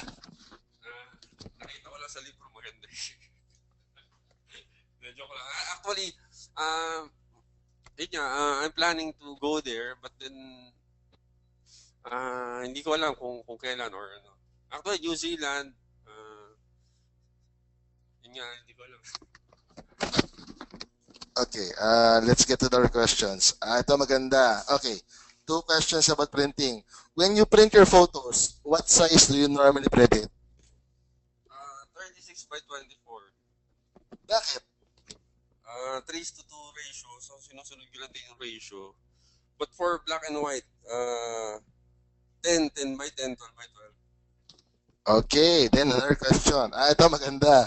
It's another money question. So, where can we sell our prints? Like ikaw, where do you normally sell prints of your works? Sa Flickr. Flickr or yung iba, tita ko, nanay ko. Raymond, ito tanong. From Cecil. Can you suggest a good place to start practicing shooting landscapes? San Pablo. In Sampaloc Lake, Real Quezon, Zambales. Actually, yung practice ground ko dati is Capones Island, Anawangin. Diyan ako nag-practice in Real Quezon. Grabe. Practice shot place mo yun? Oh, but you're hardcore. Binangonan at saka Marikina River Park. Marikina. So, Binangonan and Marikina River Park. That's also good for you. Okay. Here's a question. Okay. Kanina pa ito nagtatanong. Would you consider giving a workshop in UST? Actually, nag-conduct na ako ng free workshop in UST nung for the benefit of ilan na victims. Raymond, when you do your night shots, have you ever considered using light painting on foreground elements? Like, did you try to light it with a strobe or a flash to mix with the rest of the image? Sometimes I use flash. I use a trigger, and a flash. Yung may shot ako ng Milky Way in Piri, so gumamit ako ng flashlight. Yun nga lang, it doesn't look natural, so tinigil ko na rin yung ganung practice. Okay. Ito. Raymond, anong film ang ginagamit mo? What film do you use? Total naman no, you still shoot landscape film, di ba? So, what film do you use? I use a Neopan, 120 and 135 for black and white. But then ito nga, meron nagbigay sa akin a gift. Lang sa pag ko eh. It's Ilford. So kasi ang one reason I use a Neopan kasi yung reciprocity failure niya compared to other films is lesser. Actually, parang ano nga siya, 1:1 ratio. Unlike sa Ilford, yung niya, mataas yung reciprocity failure. But then, ang sinasabi nila is yung contrast is mas maganda. Okay, nightscape question. It's from Miriam. Hi Miriam, this is Joe. So, what ISO setting would you recommend? Like, she saw your shot kanina. We knew it was at night, but she said, parang umaga, just like morning daw. So, what ISO do you recommend, or is it a combination of ISO, lens opening, and shutter speed? Actually, walang exact na mabibigay ko numbers sa iyo since it really depends sa availability ng ilaw. So, yun, from the exposure triangle, kailangan mo lang i-mix lang. So again, it really depends kung ano yung gusto mo i-sacrifice. So normally, ISO, ako hindi na ako tumataas ng ISO 800. Pag yung mga Starfield or yung mga Milky Way, umaabot ako ng 2,500. But then, yun, naka-noise reduction on. Okay, ito medyo technical. So I hope you're up to this. So it's a bit technical. Can you give a guide like how to compute exposure when you use the ND filters and the GNDs? Like obviously when you use the ND, yes, we need a longer amount of we need a longer exposure time. Then when you put on your GND, it darkens the shot more, so it's a longer exposure time. So do you have a basic rule of thumb of how to compute for exposure time when using ND or GND filters? Pwede mag-pass dyan. Okay, pass daw. Okay, ito. Someone is headed for Mayon Volcano. So what's the best time to shoot it and from what side? Mayon. Actually, yung shot ko kanina is sa, I think, Pawa.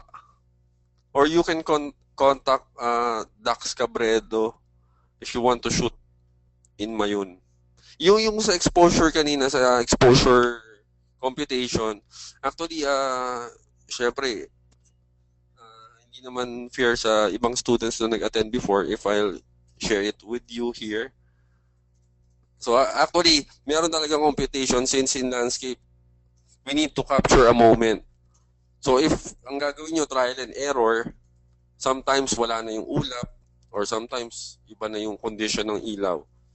So kailangan talaga may computation kayo na from that moment, alam nyo na kaya nyo i-nail yung exposure nyo. Okay? Any more question?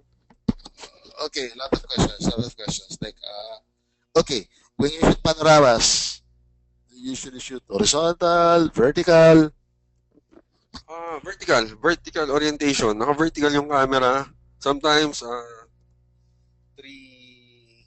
rows, 3 rows and 180, 180 vertical. Okay, now here we go. Raymond, where do you normally have your photos printed? Uh, Meron akong, before nagpapaprint ako sa Studio 58 and meron akong printer. It's an Epson na 24-inch. Ayun. Kanino pa ba? Kay sa sa Fuji yung ano, yung mga film. Okay, now, Raymond, which type of landscape photography do you prefer? Seascape, mountainscape, or do you want to go to some other place and try to shoot snow? Actually, it's all landscape. Kasi yung ba tinatawag na seascape, actually, landscape pa rin yun. Kasi yung sa sea, sa ilalim nun, may lupa pa rin. So, it's landscape pa din. So, minsan, more on branding na lang. Yes, snow. Gusto ko rin maka-experience ng snow.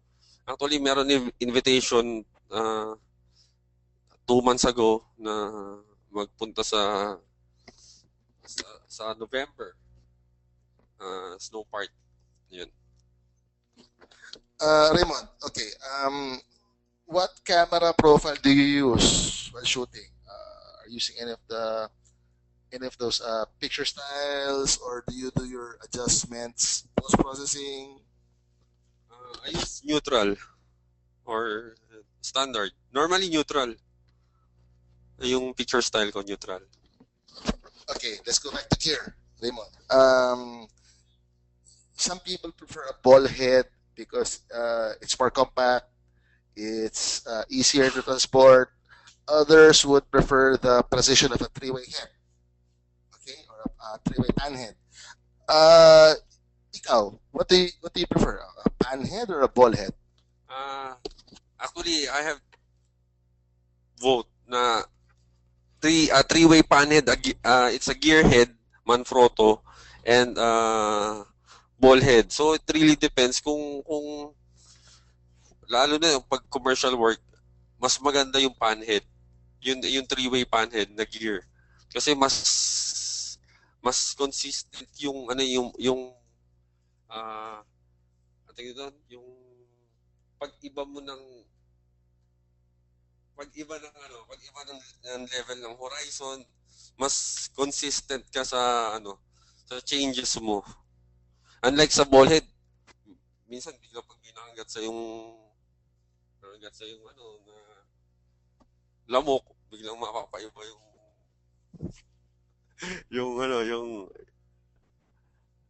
paano kaya naawa. Okay, now Raymond, cameras. You have some cameras with dynamic range settings. Would you recommend using it, changing those dynamic range settings, or leave it at default? Default. Default. Why? Actually ako mas prefer ko control na lang sa ACR or sa Photoshop. In dynamic range naman, I can control it using the filters. Actually nga, nasa dalawang level yan eh. Kumbaga, yung aperture is aperture ISO and the shutter speed is the first level. The second level is yun nga, yung mga ginagamit na natin like filters, mga modifiers, yung strobes. So, yung mga settings sa camera, in camera, minsan hindi ko na siya ginagalaw since I can control it with my accessories. Okay. What software do you use to stitch your panoramics? Photoshop or PT GUI. PT GUI, what's that? It's a third-party software, but then mostly ginagamit ko ngayon yung yun nga, Photoshop lang. Okay. Okay. Raymond, when you shoot, what would you rather do? Compute it for it in your head manually, or would you just rather rely on aperture priority? Manually. I use everything manual. Then yun nga, yung computation, uh, compared sa sa mga automatic like aperture priority or shutter priority. Oh, here's a good question. What is the maximum? Okay, for lack of a better term, what's the longest exposure time we can use to shoot the night sky without any astral trails? 25 seconds.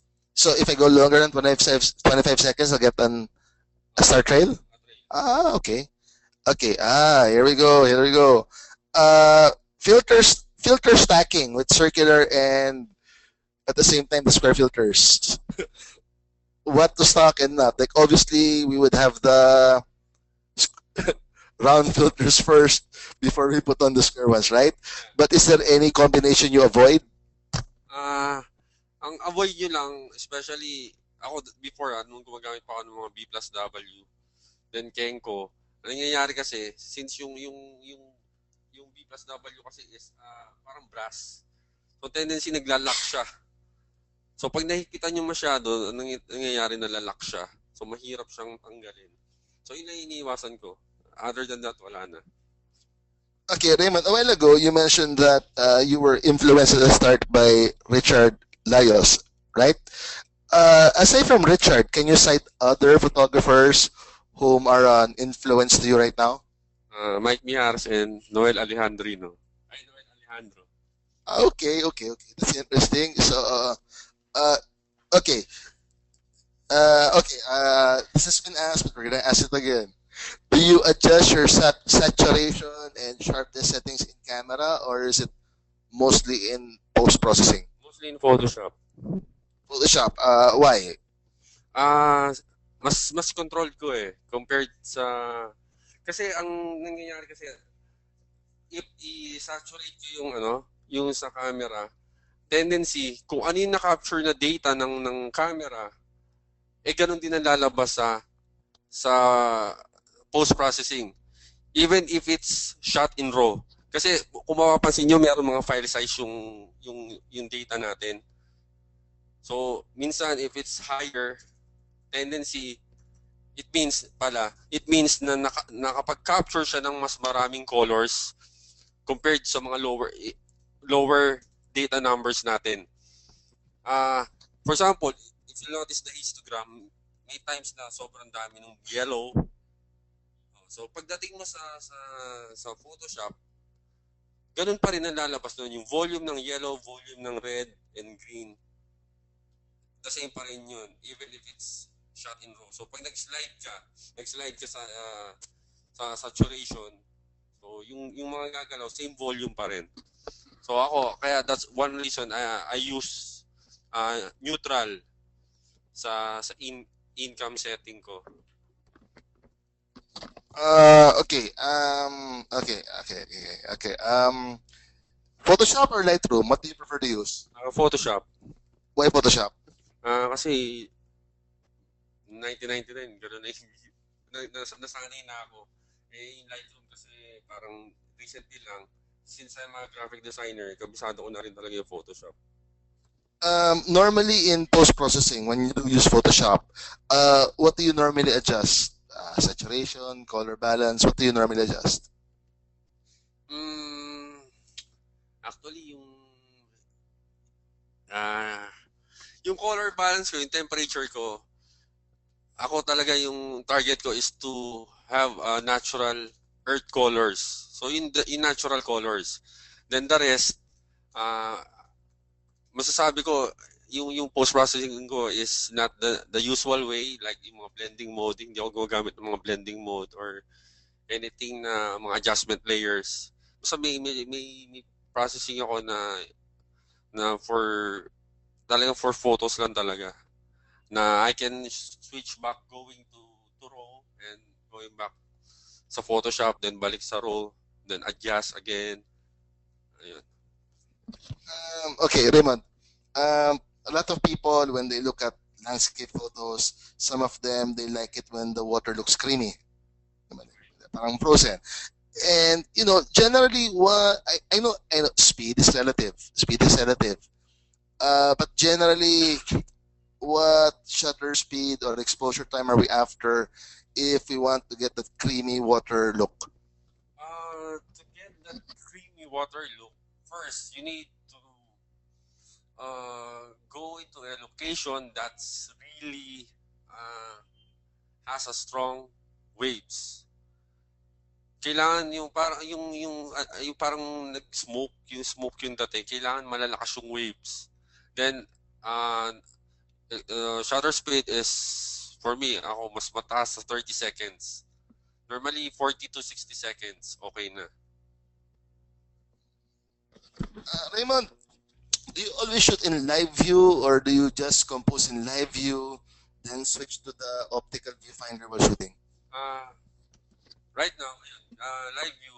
Then habang nagko-compose, lalayo pa ako ng siguro one step backward. Then tingnan ko, yung composition ko, kung ano yung kailangan kong bawasan or dagdagan. So ayun, tinitingnan ko muna. As in, parang tinitingnan ko sa monitor screen ko. Yung nga, medyo maliit. But then, pwede mo nang analyze from there. So, I use live view. Mas madali mag-compose. Kita ko lahat yung mga elements, vertical lines, horizontal lines. Now, Raymond, you've mentioned people who have influenced you, like Richard, Master Noel. Now, aside from those photographers, do you get your influences from like books? Like, are there any books on landscape photography that you would recommend that people read? Developing vision and style. Actually, ayun kay Galen Rowell. Maraming books eh. Kay Michael Kena. Yung video niya na actually may video si Michael Kena, from there pa lang yung vision niya magbabago.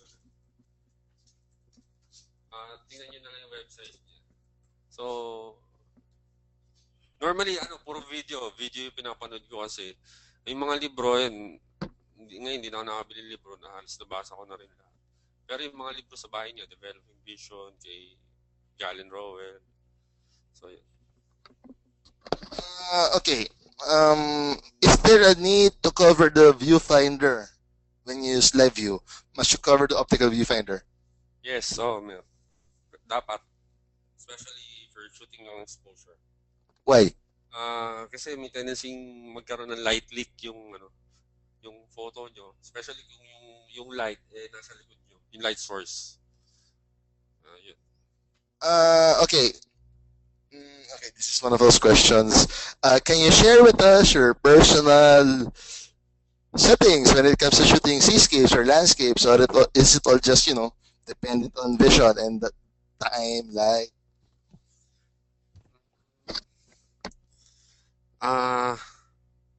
Ayun, like for example, yung didiscuss ko ng composition, normally mag-start ako all my elements from left going to the right. Since for me, mas madali for me na, alam mo yun yung norm natin magbasa tayo from left to right. So yung composition ko, ganun din.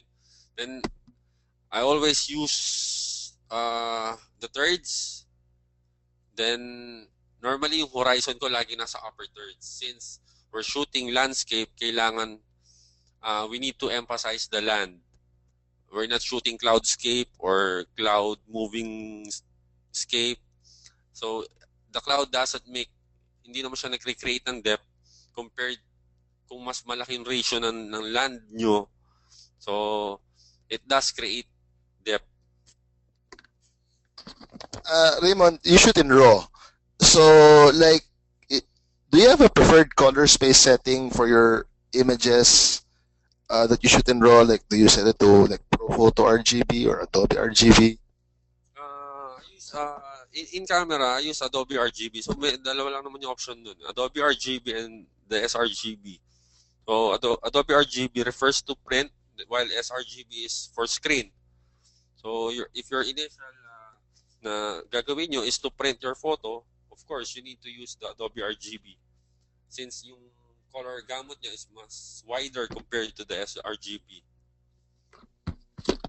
Raymond, when you view the works of other photographers, like when you view the works, let's say, of your students or other landscape photographers in general, uh, if you will critique them, what normally do you notice first? I look first for the composition. Since sunset and sunrise cannot save poor composition photo. Alam mo yung kahit gaano kaganda pa yung sunset, kung gaano pa kaganda yung sunrise, kapag tinignan mo ngayon, for example, today, nagagandahan kayo kasi colorful, sobrang ganda ng sunset and sunrise. But then, tingnan nyo siya after a week. Magsasawa kayo kasi it's not composed properly. If an image is composed, if talagang maganda yung composition niya, it would be timeless talaga. After a year, after a decade, tingnan niyo siya ulit. So, for me, composition talaga yung importante. Okay. Now, someone's asking about noise. Noise. Do you suggest that we turn off noise reduction if, let's say, for example, you will do an exposure time of 1,000 seconds? Uh, you need to enable noise reduction. 1,000 seconds. Kailangan naka noise reduction on. Especially if you're shooting at night, I suggest on nyo lang yung noise reduction. Kasi pag yung mga sunset, sunrise, kaya lang nag-off ako ng noise reduction kasi sayang yung moment. Since yung opening natin here in the Philippines ng sunset is like for yung mga 20 to 45 or 1 hour. Actually, madalang pa mag 1 hour. 30 to 45 minutes. Okay, Raymond, I have a question. It's way out in left field. Like, when I shoot in my studio, normally I have my camera tethered to my laptop. So, like, my clients can see what I'm shooting.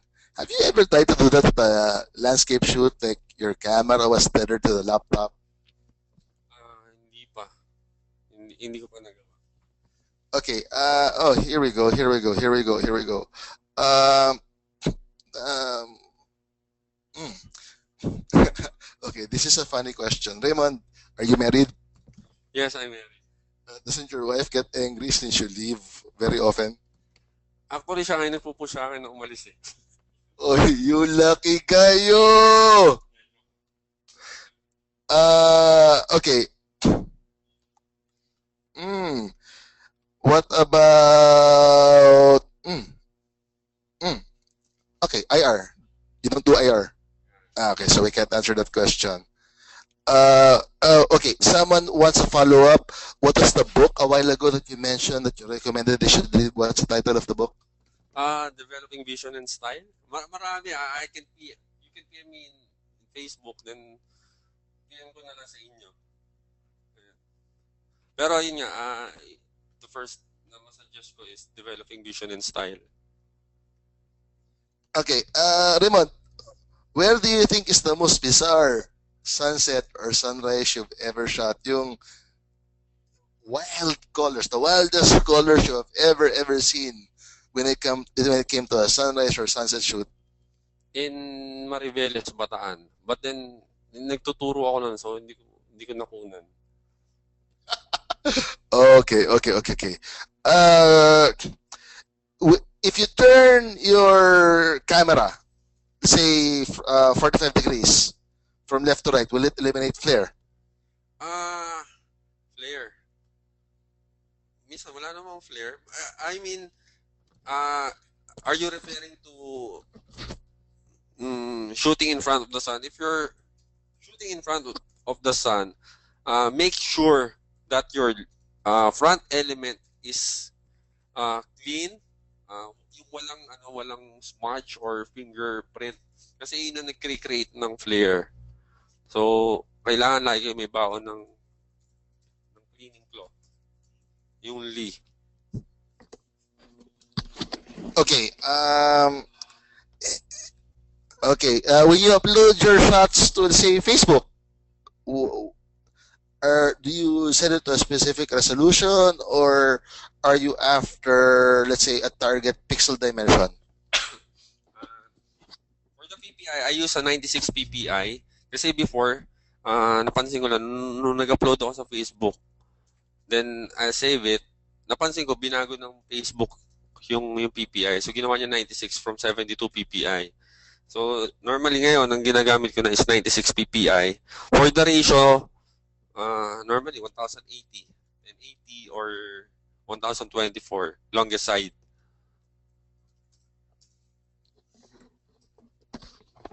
Okay, now, okay. Mm, okay, someone wants to know again. Um, when you shoot in black and white, what is your camera setting and why? Uh, I use monochrome. Ginagamit ko na yung monochrome settings sa camera. Then yung ginagamit kong filter effect is orange. Then nagtataas ako ng +1 contrast. Para lang ma-visualize ko, even if it's in RAW, ma-visualize ko kung ano yung kalalabasan sa ACR pag inopen ko na siya.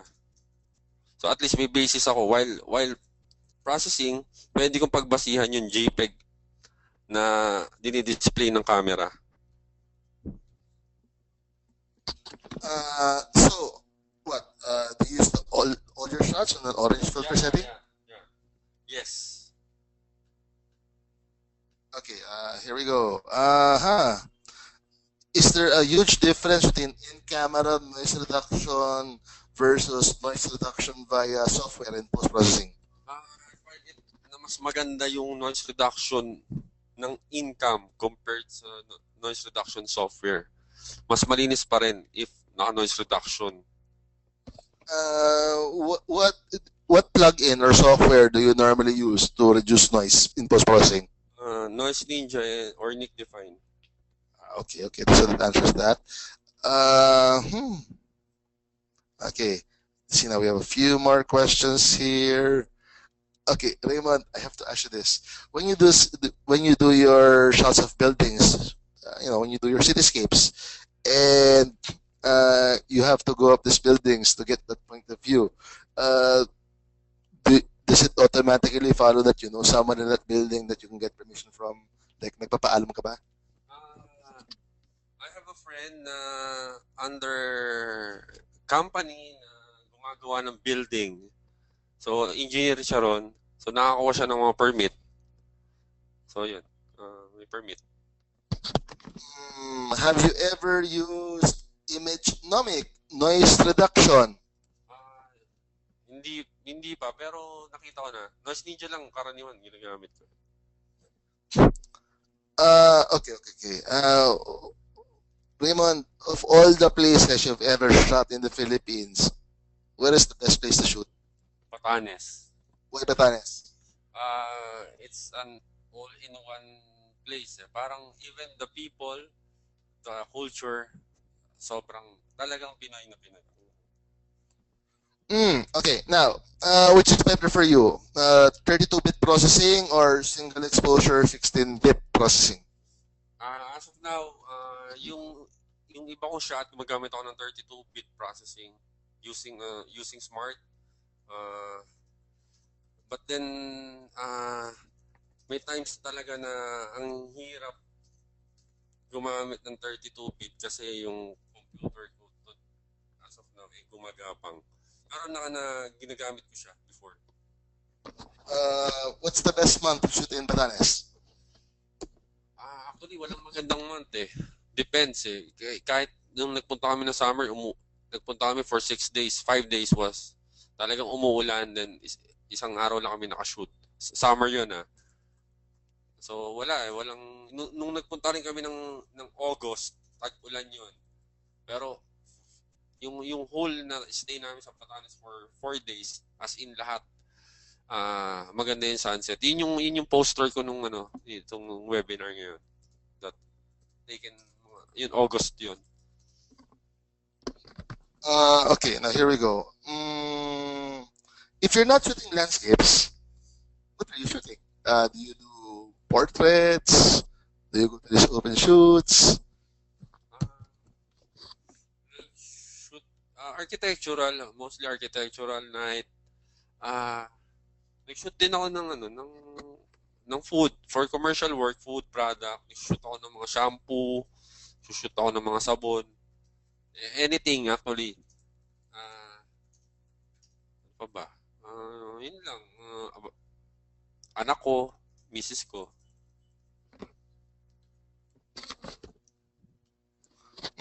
Okay. What was the craziest experience you ever had while shooting a landscape? Craziest. Paano bang crazy? Ang craziest kasi yung mga kasama ko, it's not, as in, hindi naman, every session, as in talagang makukulitan din. Hindi naman ganun kaseryoso yung mga kasama ko. Especially, if I'm with Mike Mijares, talagang, minsan, hindi na siya nagsushoot, as in, nangungulit na lang sa tabi ko. So, wala namang craziest. Okay. Okay, guys. Any more questions? Okay, we have one more. What is the ultimate goal you want to achieve in landscape photography? Actually, yung goal ko lang naman is parang pure, happiness lang and fulfillment. One reason kung bakit I always shoot with one exposure kasi iba yung fulfillment pag na nakakapag-expose kayo in one shot. Kumbaga, even kabisado nyo na how to shoot landscape, may times pa rin na bibigyan pa rin kayo ng ibang situation na sometimes hindi nyo kayang i-handle. Since, especially ngayon, ako hindi pa nakapag-shoot sa mga older places. So, hindi pa ako makapagbigay ng kung ano mang suggestion.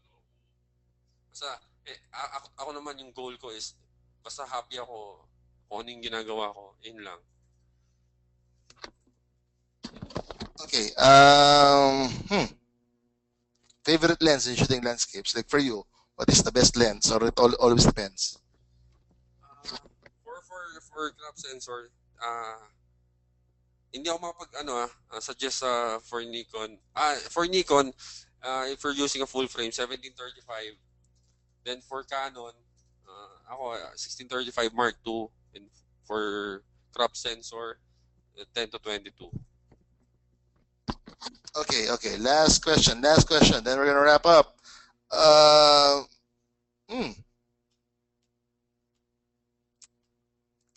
Raymond, if you could just give one tip to someone, if you're starting out in landscape photography, what is that one tip you would share that you think would best benefit them? Ano ba talaga nakakatulong? Kung isang payo lang sasabihin mo.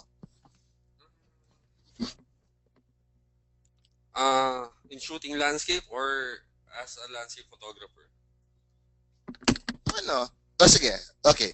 In shooting landscapes and as a landscape photographer. So, last two, then wrap up.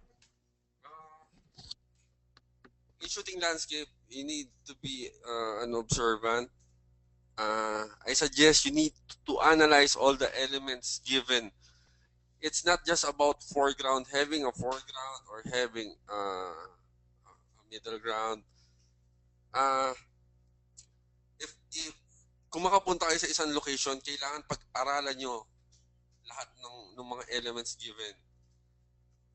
It's not just about having a good light. Pag alam niyo, kung hindi na maganda yung sunset, wala na kayong gagawin, madedepress na kayo. I suggest, kailangan i-focus niyo yung sarili niyo how to compose your images. Kasi it's not just about having your photo in the center. Kasi spot on composition na yun. It's really given. Parang hindi pinag-isipan. Kailangan, kung pag nag-compose kayo, sana pati kayo ma-surprise. Kasi if na-surprise kayo sa composition nyo, what more sa viewer nyo? So I suggest, kailangan pag-aralan nyo yung mga gamit nyo, yung lens nyo, yung camera nyo. Then, if you go out and shoot landscape, huwag kayong magdala ng peg. Huwag kayong tumingin sa Google. Just be creative. Kung ano yung bigay sa inyo, gawan nyo ng paraan. Okay, guys, that was the last question. We have to wrap up. And I'd like to thank everyone who attended. And please, guys, you've been seeing it on your screen. We have a discount for the Spider 4 Pro.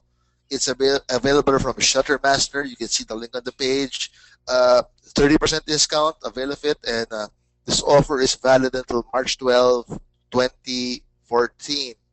Okay, guys, thank you very much. And, we'll have another webinar next month, and we'll be featuring Borge Meneses, and the topic will be about uh, beauty shots. So I hope you guys will also attend the talk. Thank you very much.